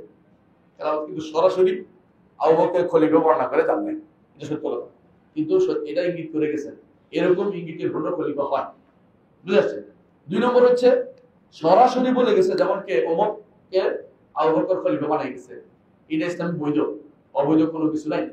3 নম্বর হচ্ছে একাধিক ব্যক্তি থেকে বাছাই করে নিতে একটা উচ্চ কক্ষ আছে, উচ্চ কক্ষ দিয়ে বানাইছে। যেমন বানাইছে কে? ওসমান রাদিয়াল্লাহু আনহুকে 6 জনের মধ্যে থেকে বাছাই করে নেওয়া হয়েছে। একজন কাস্টিং ভোট দিয়ে তাকে খলিফা বানিয়েছেন। বুঝছেন তো? আব্দুর রহমান ইবনে আউফ। এর অর্থ হচ্ছে ইসলামে এটাও অনুমোদিত উচ্চ কক্ষের, সব মানুষের না, গ্রহণযোগ্য ব্যক্তিদের। এটা সব মানুষে একজন বানাবে না, এটা হলো নিয়ম ইসলামের। আর আলী রাদিয়াল্লাহু বিষয়টা শুধুমাত্র যারা আহলুল হাল ওয়াল আকদ তারা বানাইছে, বাইরের লোকের এখানে হস্তক্ষেপ করে নাই। বোঝা গেল এখানে 4 পদ্ধতি ইসলামে আছে। আরেকটা পদ্ধতি ইসলামে আছে, যেটা হচ্ছে যদি কেউ জোর করে ক্ষমতা এসে যায় তাকে মেনে নিতে হবে। এটা ইসলামের পদ্ধতি না, যে মেনে নিতে হবে। ঠিক রাজা হিসাবে যদি করে এসে যায় তাকে মেনে নিতে হবে। ইসলাম বলে ইসলামের পদ্ধতি না হলো মেনে নিতে বলে ইসলাম। কেন? ইসলাম বলে শুরুতে কোনো কিছু অবৈধ থাকলেও শেষ পর্যন্ত যদি ভালো হয়ে যায় মেনে নিতে হয়। ইসলামের নীতিটা আছে, ইসলামের নীতিটা আছে। কথা বলছেন কিনা? শুরুটা যদিও ভালো না, শেষটা ভালো হইতে হবে। মানে শুরুটা অনেক সময় ঠিক মতো হয় না, শেষটা সুন্দর করে দিতে হয়। ইসলামের নিয়ম এটা। ইসলামের মধ্যে এরকম বহু কিছুই আছে, বহু কিছু আছে। অনুদান ছিল। এই জন্য এই জোর করে ক্ষমতা গেলেও দুই দেশে শরিয়া মোতাবেক ছাড়া তাকে মেনে নিতে ইসলাম বলেছে। ইসলাম হাদিস বহু আছে, এটার মধ্যে লম্বা, আমি এত হাদিস উল্লেখ করতে পারবো না, সময় নেই, আপনারা বুঝে নেবেন এটা। এখন বলেন কারা বানাবে? কারা বানাবে খলিফা? যে বানাবে, কারা বানাবে খলিফা? বানাবে কারা? এটা নিয়ে আমাদের দেশে যে সিস্টেম, গণতান্ত্রিক সিস্টেমে রাষ্ট্রপ্রধান বানায় কারা? যার একটা ভোট আছে সেই বানায়, যার একটা ভোট আছে সেই বানায়। ইসলাম বলে যে না, ইসলাম বলে যে ভোট দেওয়ার অধিকারী আপনাকে জানতে হবে। যে নামাজ পড়ে না সে ভোটার হতে পারবে না, সোজা কথা। সে যে যোগ্য এটা প্রমাণিত হবে মসজিদে আসে। ইমাম সাহেব বলবে যে লোকটা যোগ্য, নামাজি মানুষ। যে নামাজ পড়ে না সে ভোট পাবে। নামাজ পড়ে ইমানদার না, ভোট পাবে না। বুঝেন না কথাটা? অন্তত জাহিরুস সালাহ বলে এটাকে, প্রকাশ্যে সে ভালো, এরকম ব্যক্তি হতে হবে। বুঝে আসছে কথাটা? রাষ্ট্রপ্রধান ইমানদার হতে হবে। রাষ্ট্রপ্রধান, বুঝছেন, ইমানদার হতে হবে। যারা ভোট দিবে, যারা এক কথা বলি, ভোট দিবে যে সেও ইমানদার হতে হবে এবং তার বিবেক থাকতে হবে। পাগল না, অপবিত্রস্ত না, পুরুষ হতে হবে। এটা বললে তো কবে হ্যাঁ নারীদেরকে একপাশে করা হয়েছে না, নারীদেরকে আল্লাহ আল্লাহ আল্লাহ তাআলা বলছে অকারনা ফি বুয়ুতিকুন্না, ঘরে থাকো। নারীদেরকে এই নির্বাচনে অংশগ্রহণ করতে অনুমতি দেওয়া হয়নি। নিজেও হতে পারবে না, কাউকে ভোটও দিতে পারবে না। প্রমাণ হচ্ছে রাসূলুল্লাহ সাল্লাল্লাহু আলাইহি ওয়াসাল্লাম স্ত্রীদের মধ্যে আয়েশা রাদিয়াল্লাহু আনহা জীবিত ছিলেন, হাফসা রাদিয়াল্লাহু আনহা জীবিত ছিলেন, সবাই জীবিত ছিলেন, একজনও ওনাদের পরামর্শ দিতে যায়নি। না আবু বকরের সময়, না ওমরের সময়, না আলীর সময়, না ওসমানের সময়, কোনো সময় এর পরও যায়নি। কারণ তারা জানে যে এইটা এই জায়গাতে তাদের অ্যাক্সেস নাই, তারা হইতেও পারবে না, দিতেও পারবে না। এখানে শুধুমাত্র বিশেষ লোকেরাই শুধুমাত্র ভোট দিতে পারবে, অন্যরা এই ভোট দিতে পারে না। এটা নিয়ম নয়, নিতেও পারবে না, দিতেও পারবে না। তাহলে ভোট আহলুল হাল ওয়াল আকদ সম্পর্কে আমাদের জানতে হবে। দেখেন আহলুল হাল ওয়াল আকদ একটা ভুল, এত বড় ভুল কেন? তার শর্তগুলি আমাদের জানা দরকার, কারা হতে পারবে। আমি যদি কোনো ছোট কাল থেকে এই জিনিসটা মানুষকে জানা দিতে পারতাম, জ্ঞান দিতে পারতাম মানুষকে, তাহলে মানুষ কি আহলুল হাল একটা ভোটার হওয়ার জন্য অন্তত আমার বসে আসতে।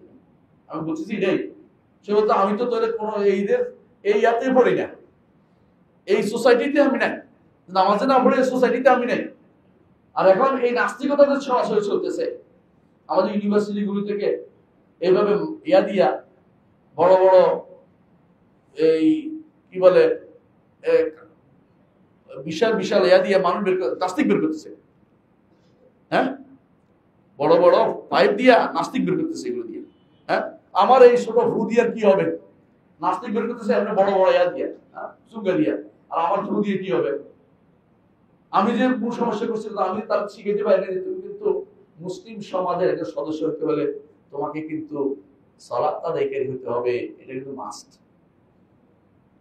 তোমাকে বিধিবিধান মেনে চলতে হবে, শরীয়ত মেনে চলতে হবে, জাহেরুস সালাহ প্রকাশ্যে তোমাকে মেনে চলার কাজ থাকতে হবে। ইসলাম বিরোধীদের মধ্যে তুমি কিন্তু দেখা না যায় তোমাকে। এই শর্তগুলি মাস্ট থাকবে, জাহেরুস সালাহ বলে এটাকে। এমনকি চুরি করছে সেও ভোট দিতে পারবে না। ধরো চুরিতে বাঁধিয়েছে, চুরি করছে কি বলে শাস্তি সপ্ত, ভোট দিতে পারবে না, ভোট দিতে পারবে না। এবং দ্বীনি ইলমের একটা বিশাল অংশ তার মধ্যে থাকতে হবে, এবং সর্বশেষে মত দেওয়ার মতো যোগ্যতা তার থাকতে হবে। সবাই তো মত দিতে পারে না, সুতরাং এরা ভোট দিতে পারবে। এই শর্তগুলি অবশ্যই আমাদের জানতে হবে, কারা ভোট দিতে পারবে। এদের নাম হচ্ছে আহলুল হাল ওয়াল আকদ। এদের নাম হচ্ছে আহলুল হাল ওয়াল আকদ। আহলুল হাল অর্থ হচ্ছে যারা গিরা খুলতে পারে, আর আকদ হচ্ছে যারা গিরা লাগাইতে পারে। শব্দ অর্থ বুঝছেন তো? অর্থাৎ যারা গণ্যমান্য, যারা গণ্যমান্য ইসলামের দৃষ্টিতে, বর্তমান দৃষ্টিতে গণ্যমান্য কারা? হোমরা সোমরা। হ্যাঁ, বর্তমানে গণ্যমান্য এটা জঘন্য না, আমাদের গণ্যমান্য ইমানদার। হ্যাঁ, তারা ইমানের দিক থেকে যারা মানসম্মত, তারা শুধু ভোট দিতে পারবে, নিতে পারবে। এখন বলো এটা বললে তো অমুক দল পেয়ে যাচ্ছে, তো আপনি অমুক দলের মতো আরো একটা ভালো করেন যে আপনারা ভাবেন আপনি আরেকজন হিংসা করে আপনি কাফের হয়ে যাবেন নাকি? ইমানদার না হলে ভোট পাবে না, এটা সিদ্ধান্ত নিতে হবে আপনাদেরকে। ভোট দিলে আপনি গুণাগার হবেন, ভোট নিলে তারাও যোগ্যতা অর্জন করতে পারবে না, তারা তার অধিকার রাখে না। বুঝতে পারছেন কথাটা? আহলুল হাল ওয়াল আকদ আপনাকে আগে কারা জানতে হবে, যারা মূল চালিকা শক্তি ইসলামী রাষ্ট্রের, যারা মূল লোক, তারা ইসলামী রাষ্ট্রের মূল লোক হচ্ছে আহলুল হাল ওয়াল আকদ, যারা গিরা দিতে পারে এবং গিরা ছুড়াইতে পারে, ছুড়াইতে পারে। এদের কাজ কি? এদের কাজ কি? এক নম্বর কাজ হচ্ছে তারা মজলিসে শুরা নির্বাচন করতে পারবে একটা অংশ, আরেকটা অংশ রাষ্ট্রপ্রধান নির্বাচন করবে। অনেকে চিনে না, রাষ্ট্রপ্রধান চিনে যে আলেম আছে নির্বাচন করে, তাই বলে আলেমদেরকে কিছু মনোনীত করতে পারবে। মজলিস শুরাতে কারা থাকবে? ওলামা, দিন বুঝে, দুনিয়া বুঝে দুই শ্রেণীকে মজলিস শুরা থাকবে। দিন মাস থাকবে, অতিরিক্ত তারা দুনিয়াও বুঝে, এই পরিস্থিতি কি করতে হবে, এই পরিস্থিতি কি করতে হবে এটাও বুঝে, এরকম থাকতে হবে। যে কম থাকে কম, দিনদারি তাদের মধ্যে অবশ্যই থাকতে হবে, মাস্ট। প্রথম সদস্য আহলুস শুরা কখনো নারী হইতে পারে না, মজলিস শুরা কখনো নারী হইতে পারে না, নারী কোনো মজলিস শুরা সদস্য না। এই জন্য আয়েশা রাদিয়াল্লাহু আনহা এত বড় ফকিহা, কিন্তু কোনোদিন আবু বকর, ওমর, ওসমান, আলীর কোনো মজলিস শুরা সদস্য ছিলেন না। বুঝতে পারছি? কোনোদিন ছিলেন না। কখনো কখনো তারা কোন সাধারণ মানুষকে আনছেন যার মধ্যে যোগ্যতা আছে, কিন্তু তারপরেও মহিলাদেরকে আনেন নাই। আপনি মহিলাদের ভোটের জন্য, মহিলাদের একটা পদ পাওয়ার জন্য, 300 থেকে 600 বানানোর জন্য, এতগুলো সংরক্ষিত আসন পাওয়ার জন্য ব্যস্ত হয়ে পড়ছেন। আপনি কি জানেন যে এটা একটাও জায়েজ নেই? না জানলে আপনি জানার চেষ্টা করুন যে ইসলামে নাই। এখন বলতে পারতো মহিলাদের ইগনোর করেছে না, ইগনোর নয়, তাদেরকে আলাদাভাবে তাদের বক্তব্য তুলে ধরার জন্য ভিন্ন প্ল্যাটফর্ম দিয়ে দিবেন, কিন্তু এটা মজলিস শুরার সদস্য হবে না। তাদের বক্তব্য কি সমস্যা থাকলে তাদের কি সমস্যা উঠে দিবেন, মজলিস শুরা দেখবেন ঠিক আছে কিনা। তাই বলে তাদের অন্য কোথাও দেয় না, তাদের অন্য সব জায়গায় দিয়েছে। বিচারক হইতে পারবে না, মসজিদের ইমাম হইতে পারবে না, রাষ্ট্রপ্রধান হইতে পারবে না, মজলিস শুরার সদস্য হইতে পারবে না, কথা বুঝেন। আর বাকি সে কি করতে পারবে, পড়াইতে পারবে, মেয়েদের স্কুলে পড়াইতে পারবে, চাকরিও করতে পারবে যেখানে তার পর্দার ব্যাঘাত না হয়, শরীয়ত বিধি না হয়, তার তো প্রয়োজনে স্বামীর অনুমতি করতে পারবে না, করতে পারবে না, কথা বুঝে। তাহলে বোঝা গেল যেখানে ব্যবসা করতে পারবে সে শরীয়তে নিষেধ নেই, যদি কোনো শরীয়ত মোতাবেক সে চলতে পারে এবং তার সেখানে হুরমত লঙ্ঘিত না হয়, শরীয়ত কোনো কিছু পরিবর্তিত না হয়, তাহলে করতে পারবে, নিষেধ নেই শরীয়তে। কারণ আমাদের মা খাদিজা রাদিয়াল্লাহু আনহা তিনি ব্যবসা করতেন, তবে তিনি কি বাজারে গেছিলেন না একা একা ঘুরে বেড়াইছেন কোথাও? আর যারা মাঝে মধ্যে দেখবেন দুই একজন খুব বড়াই করে বলে আমাদের মা তিনি তো ব্যবসা করেছেন, তুমি ব্যবসা করেছো তোমার মতো ছিল, তোমার মতো হ্যাংলামি করছে, দুনিয়া হাঁটে বেড়াইছে, পুরুষের সাথে যেখানে সেখানে বসে আসছিল, এই চিন্তা তো আমাদের মায়েদের ছিল না। তোমরা তো ইউরোপিয়ানদের থেকে আনছো, কানাডা থেকে নিয়ে আসছে চিন্তা ভাবনা। তাহলে এক নম্বর কাজ হচ্ছে তারা কি করবে, মজলিস শুরার একটা অংশ তারা নির্বাচন করবে, আরেকটা অংশ কে নির্বাচন করবে? রাষ্ট্রপ্রধান নিজে বাছাই করে নিতে পারবে আলেমদের থেকে, যে তাদেরকে কেউ চিনে না, এমনি চিনছে যারা যোগ্য, তারা তার থেকে একটা অংশ নিয়ে করে দিতে পারবে, তার যোগ্যতা আছে। দ্বিতীয়ত তারা কি করবে, খলিফার জন্য নির্বাচন করতে পারবে, সরাসরি করতে পারবে, অথবা মজলিস শুরা আল হাদ মজলিস শুরা করতে পারবে। বায়াত তারা অনুষ্ঠিত করতে পারবে, বায়াত দিতে পারবে, বায়াত তাদের থেকে বায়াত নেবেন কে? খলিফা। দ্বিতীয় হচ্ছে তারা প্রয়োজনে বাছাই করতে পারবে, খেলাফত যারা খলিফা হওয়ার যোগ্য তাদের মধ্যে তারাই বাছাই করে নিতে পারবে। যেমন বাছাই করছে কে? 6 জনে বাছাই করছে, একজন 3 জনে করছে ওসমান, 3 জনে করছে আলী, বুঝছেন কথাটা? তো আব্দুর রহমান ইবনে আউফ তখন এক পক্ষে গেছেন, ওই পক্ষে পাশ করে গেছে, বুঝছেন তো? জি। আর তারা বায়াত যে বেশি উপকারী তার হাতে বায়াত করতে পারবেন, এমনকি সর্বশেষ তারা রাষ্ট্রপ্রধানকে বরখাস্ত করতে পারবে, এই ক্ষমতা রাখে, বুঝলেন কথাটা? বরখাস্ত করার নিয়ম কখন করবে সেটা বলতেছি, কিন্তু বরখাস্ত ক্ষমতা রাখে, তাদের হাতে এটা আছে। কিন্তু আহলুল হাদিসের সদস্য কয়জন হবে এটা ইজতিহাদের বিষয়, রাষ্ট্র অনুসারে জনগণ অনুসারে যেখানে যেটা প্রয়োজন সেখানে সেটা বাস্তবায়ন করতে হবে, এর ইজতিহাদের জায়গা আছে এখানে, যে আমি এখানে 100 জন নেবো বা 200 জন নেবো, 500 জন নেবো, 600 জন নেবো, আমি ভাগ করে নেবো, অঞ্চল ভিত্তিক নেবো, অথবা আমি মানুষ ভিত্তিক নেবো, ভিত্তিক নেবো, এটা হতে পারে যে আমরা এই মতে যারা বিশ্বাসী আমরা এটাতে নিচ্ছি, সুন্নিদের থেকে এতগুলি, শিয়াদের থেকে এত নিয়ে, শিয়াদের কোনো জায়গা নেই, জায়গা দিয়ে তাদেরকে কোন জায়গাতে তাদের পক্ষ থেকে তারা যদি কেউ বলে, আর অন্যরা কি অন্যান্য কাফেররা আছে তাদের পক্ষ থেকে আলাদা ছোট নিম্ন কক্ষ হতে পারে, উচ্চ কক্ষে কোনোদিনে আকীদা নষ্ট অথবা ঈমান নষ্ট অথবা শরীয়ত বিরোধী এরকম কাউকে, অথবা ইসলাম বিরোধী কোনো কাউকে সেখানে জায়গা হবে না। সোজা কথা, এটা স্থায়ী বডি, ইসলাম রাষ্ট্র স্থায়ী বডি কোনো পরিবর্তন হতে পারে না, কথা বলছে। হ্যাঁ, একজন মরে গেলে একজন জায়গা হবে, কে নিবে? তখন সে আবার যোগ্যতার ভিত্তিতে আসবে, ইসলাম এবং আকীদা শরীয়ত মেনে চলে এরকম থেকে যোগ্যতার ভিত্তিতে আসবে। ইমামের কি, একজন রাষ্ট্রপ্রধানের কি যোগ্যতা থাকতে হবে? মুসলিম হতে হবে, প্রাপ্তবয়স্ক হতে হবে, বিবেক থাকতে হবে, স্বাধীন হতে হবে, পুরুষ হতে হবে, দ্বীনের পর্যাপ্ত জ্ঞান থাকতে হবে, পর্যাপ্ত। আমরা আলেম বানাচ্ছি না এখন, কাউকে বলিনি আলেম, পর্যাপ্ত জ্ঞানী হতে হবে, দ্বীন সম্পর্কে জানে, অযোগ্য নয় একেবারে দ্বীন সম্পর্কে কিছু বুঝে না। আমাদের লোকেরা তো নামাজ পড়তেও জানে না,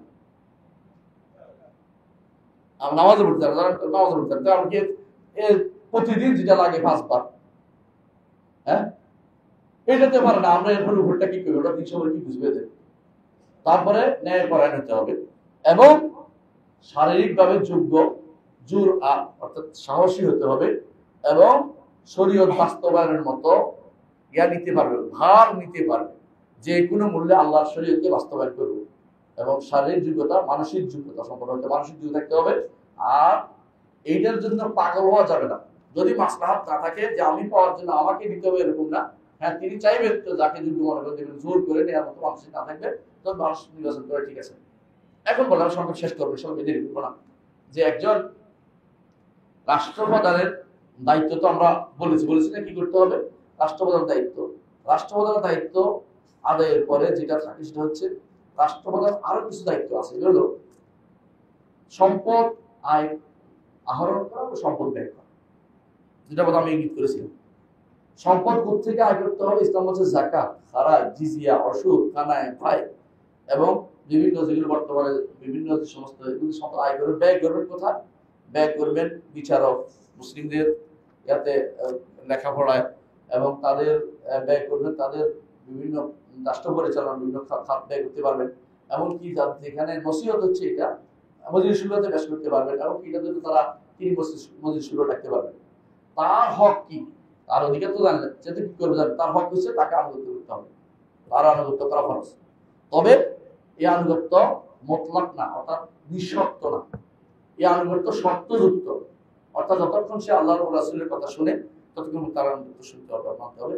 শরীয়ত বিরোধী কিছু হলে মানা যাবে না, বুঝছেন তো? দ্বিতীয় শর্ত, দ্বিতীয় তার কর্তব্য হচ্ছে তার সাহায্য করা, তাকে সাহায্য করতে হবে। 3 নম্বর কর্তব্য হচ্ছে তার প্রতি কল্যাণকামী হতে হবে, কল্যাণকামিতা। 4 নম্বর শর্ত হচ্ছে সে যদি কোনো সম্পদ চায়, রাষ্ট্র পরিচালনা পারে না, তখন অতিরিক্ত সম্পদ তাকে দিতে হবে, একটা অংশ দিতে হবে। আর 5 নম্বর হচ্ছে যে যতক্ষণ পর্যন্ত সে যোগ্য আছে তাকে পরিবর্তন করা যাবে না। 5 বছর 10 বছরের সিস্টেমটা আসলে সুন্দর না। কেন সুন্দর না? একজন 5 বছর খাইছে, আরেকজন এরপরে এসে আবার খাওয়া শুরু করে দেয়, এরপর তাড়াতাড়ি করে আবার যে 5 বছর তো আমি থাকতেই পারবো না, যত পারি তত বিদেশে পাচার করি। খুবই খারাপ জিনিস। কি কি কারণে একজন রাষ্ট্রপ্রধান থাকতে পারবে না ইসলামী রাষ্ট্রে? 1 নম্বর কাজ হচ্ছে যদি কাফের হয়ে যায়, মোরতাদ হয়ে যায়। 2 নম্বর হচ্ছে সালাত ত্যাগকারী হলেও সালাত ত্যাগকারী তার কোনো গুরুত্বই নেই, গুরুত্বহীন হলে। 3 নম্বর হচ্ছে আল্লাহর বিধান ব্যতীত রাষ্ট্র পরিচালনা করলে সরাসরি তার অধীনে হচ্ছে এটা আর কথা, তিনি পরিচালনা করছেন এক কথা।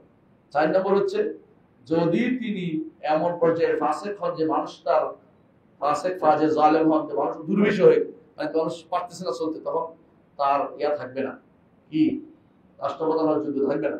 5 নম্বর হচ্ছে যে সে যদি কোনো মানুষের কর্মকাণ্ড পরিচালনা করতে বাধা দিয়ে রাখে। 6 নম্বর হচ্ছে যদি কোনো তার যোগ্যতা, যে যোগ্যতা ছিল যোগ্যতাগুলি হারিয়ে ফেলে। আমি শেষ করে দিচ্ছি, এখন বলেন, শেষ করে দিচ্ছি কথা এক বিষয়। মানুষ যদি বলেন, বললেন তো এতক্ষণ যে তাকে বাদ দিতে হবে, তাকে বাদ দেওয়ার তো সিস্টেম আছে। আপনাদের কিছুদিন আগে বিশাল বিশাল কাজ করে ফেলছেন মাশাআল্লাহ, তাই না? আসলে কি এটা শরীর নীতির ভিতরে পড়ে? কিন্তু যে ওই দিন হবে যেদিন সরকার পড়ে গেছে, সেনাবাহিনী যেদিন সরকারকে ছেড়ে দিয়েছে সেদিন সরকার পড়ে গেছে, কারণ একটা বাহিনীর উপর সরকার টিকে থাকে। সেদিন থেকে শুধুমাত্র আপনাদের সরকার বৈধ, এই বর্তমান। এর আগের ওই সরকারে ছিল, এই সরকার আসলে আগে কথা ঠিক না? ঠিক আছে, বুঝতে হবে জিনিসটা। একজন রাষ্ট্রপ্রধানকে পরিবর্তনের কয়টা সিস্টেম? একটা হচ্ছে নিজে থেকে চলে যাবে। 2 নম্বর হচ্ছে তাকে জোর করে ক্ষমতা থেকে নামানো হবে, এতে ফেতনা বেশি, এতে সমস্যা বেশি। যদি ফেতনার চেয়ে লাভ বেশি হয়, যতটুকু ক্ষতি হয়েছে তার থেকে লাভ বেশি হবে, এরকম শিওর থাকে, তাহলে শুধুমাত্র তাকে সরানো যাবে। কথা বলছেন কি? যদি সে তিনি অযোগ্য হয়ে যান। আর 3 নম্বর হচ্ছে যে তার সাথে অসহযোগ করে যদি আপনি বেরোতে পারেন, তাকে কাজ নামাইতে পারেন, তাহলে সেটা করতে পারবেন। কথা বুঝছেন? রাষ্ট্রপ্রধানের বিরুদ্ধে বের হওয়ার বিধান কি? সরাসরি তার বিরুদ্ধে আপনি বের হলেন, ইসলাম এটা কোনোভাবেই অনুমোদন করে না। এক দলকে বলে বাগী, কি বলে বাগী, যারা নিজের অধিকার আদায়ের জন্য রাষ্ট্রপ্রধানকে নেমে যেতে বলে। এই জন্য ওসমান রাদিয়াল্লাহু আনহুর বিরুদ্ধে যারা দাঁড়িয়েছে ওদের কি বলে? বাগী। কেন? তারা নিজস্ব অধিকার আদায়ের জন্য মুসলিম বিশ্বের সবাইকে দলাদলি নিয়ে গেছে, ওসমান রাদিয়াল্লাহু হত্যা করে ফেলেছে। আপনি একটা গোষ্ঠীর অধিকারের জন্য রাস্তা আটকাই দিলেন যে আমাদের এই মাদ্রাসা বাস্তবায়ন না করলে, সরকারি না করলে আমরা এখান থেকে কাউকে যেতে দিব না। এইটার জন্য আপনি এটা করতে পারেন না, এটা ইসলাম বলে না, এটা অনুমোদিত নয়। রাষ্ট্রীয় কোনো অধিকার পাওয়ার জন্য আপনি রাস্তা আটকাই দিবেন, শরীর বলেন। রাষ্ট্রীয় সবার অধিকার হলে এক কথা, ব্যক্তিগত বা গোষ্ঠীগত অধিকার আদায়ের জন্য আপনি কোনোদিন রাস্তা বন্ধ করতে পারবেন না, মানে এটা বাগি দিলে এটা বাগওয়াতের ভিতরে পড়বে। 2 নম্বর হচ্ছে খারেজি। খারেজি কারা? তার মতের বিরুদ্ধে, বুঝছেন, ভিন্ন দল, সে ভিন্ন একটা তাবিল নিয়ে আসছে কি জন্য, যে ওরা মেরে ফেলতে হবে, ওরা কাফের হয়ে গেছে ইত্যাদি ইত্যাদি। এইটা ইসলাম অনুমোদন করে না, খারেজি মানে গেলা ইসলাম জায়েজ নেই। 3 নম্বর হচ্ছে যে সত্যি সত্যি তাদের বিরুদ্ধে যুদ্ধ নেমে গেছে, রাষ্ট্রপ্রধান তার বিরুদ্ধে যুদ্ধ করবে, এটাই নিয়ম। এরকম হয়েছে কোথায়? হাজ্জাজ ইবনে ইউসুফ যুদ্ধ করছে না? কারণ তার বিরুদ্ধে এখন যদি রাষ্ট্র যুদ্ধ না করতো, রাষ্ট্র তীব্র হয়ে যেত, মুসলিমের ঐক্য থাকবে না, বাধ্য আপনাকে যুদ্ধ করে এক রাখতে হবে। আমি যদি কোনো বলার লোকেরা যদি বলে আমরা মানি না, হ্যাঁ আমরা কেন্দ্রীয় সরকারকে মানি না, তো এটাকে মেনে নিতে পারবে? যুদ্ধ করে হলে আপনাকে এটাকে ঠান্ডা রাখতে হবে, না মানতে হবে, তোমাকে মানতে হবে। তুমি স্বাধীনতা পাও, স্বাধীনতা ইসলামে নাই, আমি কি করছি এটা তোমাকে জানতে হবে। বলে আমাদের অধিকার দেন না, অধিকার না দিলে তোমরা রাসূলুল্লাহ সাল্লাল্লাহু আলাইহি ওয়াসাল্লাম এরকম অবস্থা কি বলেছে, হে আনসাররা, কি বলেছে মনে আছে? আনসাররা, আমি মরে যাওয়ার পরে তোমাদেরকে অধিকার অনেকে দিবে না, তোমরা ধৈর্য ধারণ করো এবং তোমরা আমার সাথে সাক্ষাৎ হবে হাউদে। এতটুকু পর্যন্ত ধৈর্য ধারণ করতে হয়েছে, মানে এর তো তোমরা এগুলি কিছুই মনে করো না। তারপর রাষ্ট্রীয় ঐক্য বজায় রাখতে হবে, রাষ্ট্রীয় ঐক্য বজায় রাখতে হবে। কথা বুঝতে পারছি কথাটা? এটা সবাই বলে না। আচ্ছা, আর যদি কোনো হক নিয়ে কোনো আলেমরা কথা বলে, তাদেরকে যুদ্ধ করা, তাদের বিরুদ্ধে কথা বলা, তাদেরকে আক্রমণ করা ইসলাম অনুমোদন করা রাষ্ট্রপ্রধানের জন্য। কথা বুঝছেন? আপনি দেখতে পাচ্ছেন যে এখানে আল্লাহর বিরোধী মানুষ করতেছে, এর বিরুদ্ধে কথা বলছেন যে এদেরকে আটকান, আর উল্টে আপনি মেরে ফেললেন, শহীদ বলবেন যে কেন করবেন? তাহলে আমি সংক্ষেপে আর বাড়াবো না, শুধু এটাই বলবো যে এই বিষয়ে অনেক দেরাসা আরবিতে অনেক বই হয়েছে, কিন্তু আমরা এগুলি না পড়ার কারণে আমরা শাসকও বুঝি না, শাসিত হকও বুঝি না, শাসকের হকও বুঝি না, শাসিতের হকও বুঝি না। আমরা শাসক কে হবে, শাসক কে বানাবে, রাষ্ট্র আমাদের সুরার সদস্য কে হবে, অ্যাসেম্বলি সদস্য কে হবে, সুরা তো বুঝবেন না, হ্যাঁ কি বলে এটাকে, সংসদ সদস্য কে হবে এটাও জানি না, কারা ভোট পাবে এটাও জানি না, কাকে ভোট দিতে হবে এটাও জানি না। আমরা এখন লিবারাল গণতান্ত্রিক ইসলামিক গণতান্ত্রিক দল দাবি করে বসে আছি, লিবারাল আবার ইসলামিক আবার গণতান্ত্রিক, হ্যাঁ ইসলামিয়া মদের দোকান। এই জন্য কিছু বই আমাদের পড়তে হবে। এক নম্বর হচ্ছে ইমাম মাওয়ারদির লেখা আল আহকামুস সুলতানিয়া, ইমাম মাওয়ারদির লেখা আল আহকামুস সুলতানিয়া। আরেকজন হচ্ছে ইমাম আবু আবিয়াল আল ফাররা, তারও এই একই নামে গ্রন্থ আছে, নাম হচ্ছে আল আহকাম সুলতানিয়া। দুইটা বই আরবিতে আছে। 3 নম্বর বই আবুল মাআলি আল জুওয়াইনি লেখা আল গিয়াসি, আল গিয়াসি, এটার আরবি নাম হচ্ছে গিয়াসুল উমাম ফি তাইয়াসিজ যুলাম, অন্ধকারে কিভাবে জাতিকে উদ্ধারের জন্য পথ দিয়েছে, এটার উপরে বই আছে। ইবনে তাইমিয়ার একটা বই আছে আসিয়াসাতুশ শারিয়া, বাংলা অনুবাদ হয়েছে, এটা বাংলা অনুবাদ হয়েছে। আর আরেকটা বই আছে সিয়াস শারিয়া, আব্দুল ওয়াহাব খাল্লাফের, এটা একটা ভালো বই আছে। আর মোহাম্মদ আল মওসুল একটা প্রশ্ন শুরু, এর বাইরে কমপক্ষে আমি সবগুলো বলে কয়েকটা বলছি, শুধু এখান থেকে 50টার উপরে বই আছে। শুধু রাষ্ট্র কিভাবে চলবে, রাষ্ট্রনীতি কিভাবে হবে, ইসলামী রাষ্ট্রের নীতি কি, ঘুমাতে লিখিত হয়েছে। আমরা যদি এগুলি না পড়ি, এরপরে আমরা কি পড়বো? কারণ নিয়ম হচ্ছে রাষ্ট্র তো আর খালি থাকবে না, জায়গাটা কেউ না কেউ ফিল আপ করবেই।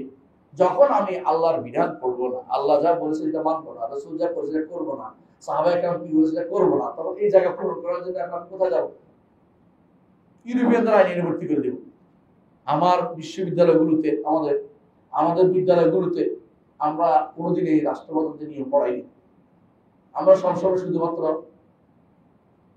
ফজিলত পড়াইছি, ফরায়েজ পড়াইনি, মানে ফদায়েল পড়াইছি, ফরায়েজ পড়াইনি। তাহলে একজন মানুষ এটা বুঝে যে আমি যদি কোনো বেরোই যে অনেক অনেক সব পাবো, বছরের বছর ধরে বেরিয়ে গেছে পরিবার টরিবার দেখে, কিন্তু একজন মানুষ এটা কেন বুঝে না যে আমার কিন্তু কর্তব্য আছে, আমার পরিবারের প্রতি, সমাজের প্রতি, রাষ্ট্রের প্রতি আমার কর্তব্য আছে, এবং আমার দ্বীনের প্রতি আমার কর্তব্য সবার আগে, এই কথাটা আল্লাহর প্রতি কর্তব্যটা আমার আছে, এটা আমার করতে হবে, এটা কেন বুঝি না? আমি অনেক কিছু বুঝি, আমি দেশের মানুষের কষ্টে আমার চোখের পানি চলে আসবে, ভালো, কিন্তু দেশের মানুষের ঈমান নষ্ট হলে আমার আরো বেশি কান্না আসা উচিত। ঈমান নিয়ে না নিয়ে গেলে আমার কি লাভ? আমি লক্ষ লক্ষ, আমি যদি কোনো কারণের ধন নিয়ে যাই আখিরাতে, আমার কোনো কাজে আসবে না। আর যদি আমি ঈমান নিয়ে যেতে পারি, তাহলে আমার এই মানুষটা কাজে লেগে গেল। এটা দরদি বেশি হওয়া দরকার। একজন রাষ্ট্রপ্রধানের প্রথম দায়িত্ব হচ্ছে হিফজুদ্দিন, দ্বীনকে সংরক্ষণ করা। আর দ্বিতীয় দায়িত্ব হচ্ছে দ্বীনকে বাস্তবায়ন করা। আর এটা হচ্ছে শুধু হাজুদ্দিনের মধ্যে, আর দ্বিতীয়টা হচ্ছে একামতুদ্দিন অন্তর্ভুক্ত, এটা একামতুদ্দিন রাষ্ট্র দিন প্রতিষ্ঠার মধ্যে। আর দিন দিয়ে দুনিয়া চালানো সেটা একটা রাষ্ট্রপ্রধানের দায়িত্ব। আমি যা ইচ্ছে তা নিয়ে আমি দুনিয়া চালাতে পারি না, এটা আমার জানতে হবে। এটা যদি না জেনে আমি নিজেও এক ভুল করবো, যে যাবে সে ভুল করতে থাকবে, তখন তার কাছে তখন মনে হবে এটিও তো ভালো। কিন্তু ভালো, আমি আগেই বলেছিলাম, মানুষ যখন বিপর্যস্ত হয় তখন যেটা ভালো নয় এটাকে ভালো মনে করে, তার কাছে তো ভালো জ্ঞান নেই, ভালো জ্ঞান নেই। আমার মনে পড়ে একজনকে মদিনাতে পেয়েছিলাম, মসজিদ নববীতে। তিনি কোন এক দলের নেতা, বড় নেতা। তো উনি একটু বলছে যে উনি তো সালাফি মানুষ, আমার একটু পরামর্শ ছিল সালাফি তো খোঁজ নেই। যা বললাম যে আপনি তো সালাফি মানুষ, দেশে গিয়ে অন্তত একটা কাজ করবেন আপনার লোকদেরকে আল্লাহ সম্পর্কে আকিদা শুদ্ধ করে দেবেন। আমাদের আল্লাহ সম্পর্কে আকিদা শুদ্ধ না দেখলে আমরা এত বড় ইসলামের কাজ করি। হ্যাঁ, কি বলেন? তাই বললাম ধরেন আল্লাহ সম্পর্কে একটা আকিদা, আল্লাহ সব জায়গায় না, কিন্তু আসলে আপনি কি বলেন, আসলে বলে জায়গা হয়ে গেল না যদি খালি সালাফি মানে এলাকা থেকে নির্দেশ হয়ে আসে। আপনি আল্লাহকে আসল বলে এক জায়গায় দিয়ে দিলেন না, সব জায়গায় দিলে আল্লাহ কোথাও দেওয়া হচ্ছে না, এক জায়গায় দিলে সমস্যা হচ্ছে। তো আসল বললে সমস্যা হয়ে যাচ্ছে। তিনিও কিন্তু সালাফি, সালাফির মধ্যেও বহুত রকম সালাফি আছে, নিজের চোখে দেখছিল বলতাম না। এরকম বহুত আমাদেরকে শিখতে হবে, দিন না শিখে ক্ষমতায় দেয় না কেউ। এই জন্য সলফে সালেহ সবসময় একটা কথা বলতেন, তাফাক্কাহু ক্বাবলা তুসাওয়াদু, নেতা হওয়ার আগে জ্ঞান অর্জন করো, নেতা হওয়ার আগে দ্বীনের গভীর জ্ঞান অর্জন করো। নেতা হওয়ার পরে তোমার অহংকার আসবে, আরেকজন করে শুনবে না, তখন তুমি কি করবা? বিবেক দিয়ে ওরা তাড়াই থাকবা, প্রয়োজনে তারা শাসাই থাকবা, প্রয়োজন তার কথা বলা বন্ধ করে দিবা। নেতা হওয়ার কথা আমাদের কি আকাশা চলে এসেছে, অহংকারী হয়ে যাবে, কথা বলবে না। এরকম বড় নেতা এখন দেখতে পাচ্ছি আমরা, হারাম বললে খেপে যায়। ওর নেতারা তো আরো খেপে যায়, আমার তো কথা দেশে পাঠাই দেয়, ওর অনুসারীরা আরো খেপে যায়। কোনো কিছু হারাম বলে ওরা খেপে যায়, হারাম করতেছে, আমি হালাল বলবো কি করে? এই জন্য দিনকে আগে শিখা দরকার, তারপরে দিনকে বাস্তবায়ন করবেন। দিনকে শিখা দরকার, শিখানোর ব্যবস্থা করেন। এই জন্য মসজিদে হালকা তৈরি করেন। শেখুল ইসলাম মাহমুদ আব্দুল্লাহ রহমতুল্লাহ আলী তিনি যে দাওয়াতের সিলসিলা রেখে গেছেন, মাঝখানে সৌদি সরকার ক্ষমতা ছিল না, জানেন আপনারা। আলে রশিদ ক্ষমতা ছিল। আলে রশিদ যখন মালিক আব্দুল আজিজ রহমতুল্লাহ আলী কুয়েত থেকে আবার গেলেন, গিয়ে তিনি জিজ্ঞাসা করলেন, মোহাম্মদ ইব্রাহিম আমার নানা হইতে বংশ, আপনি আমার জন্য কি করেছেন? বলছে আমি 30 বছর তোমার জন্য তৈরি করছি। এদেশে এখন আর কেউ আল্লাহর শরীয়ত লাগবে না এই চিন্তা মাথায় নেই। মসজিদে ঢুকে গেছে, দিন শিখিয়ে দিছি মানুষদেরকে। এখন তুমি যেটাই বলো আমি দিতে পারবো তোমাকে। বলে আমার বিচারক দিচ্ছে আমাকে, ইউনিভার্সিটি পরিচালনা করতে, তাও দিছে। নিজে মদিনা ইউনিভার্সিটির ওনাকে পছন্দ করছে মালিক, যে আপনি মদিনা ইউনিভার্সিটি হবেন, পরিচালক হবেন। তাই পরিচালক হয়েছে প্রথম মোহাম্মদ ইব্রাহিম আলু শেখ, মদিনা ইউনিভার্সিটি প্রথম চ্যান্সেলর। আপনার আবার ইসলাম প্রতিষ্ঠা করা সবাই চায়, নিয়ত ভালো। ভাই নিয়ত ভালো হলে কাজটা ভালো হয়ে যায়। নিয়ত ভালো হলে কাজটাও ভালো হইতে হবে। কাজটা কিভাবে করতে হবে এটা আপনাকে জানতে হবে। আপনার অনেক আবেগ আছে, আপনার অনেক আশা আছে, কিন্তু আশা নিয়ে হবে না। আপনাকে দিনকে গোড়া থেকে শিক্ষা দিতে হবে। আকীদা আমি প্রথমে বলছিলাম, তাই না? ইসলামী রাষ্ট্রগুলো হচ্ছে কি, অনেকগুলো জিনিস কি বলছিলাম, শুরুতে আকীদা ঠিক করতে হবে। প্রথম কাজ ছিল আকীদা, সর্বশেষ আকীদা। সর্বশেষ আকীদা কি? মরার সময় আকীদা, মরার পর আকীদা। আপনাকে এটা নিয়ে আগাতে হবে। আল্লাহ আমাদের তৌফিক দান করুন, আল্লাহ আমাদের বুঝার তৌফিক দিন, দিনকে বুঝার তৌফিক দান করুন। কিছু প্রশ্ন আছে এগুলো তুলে বলে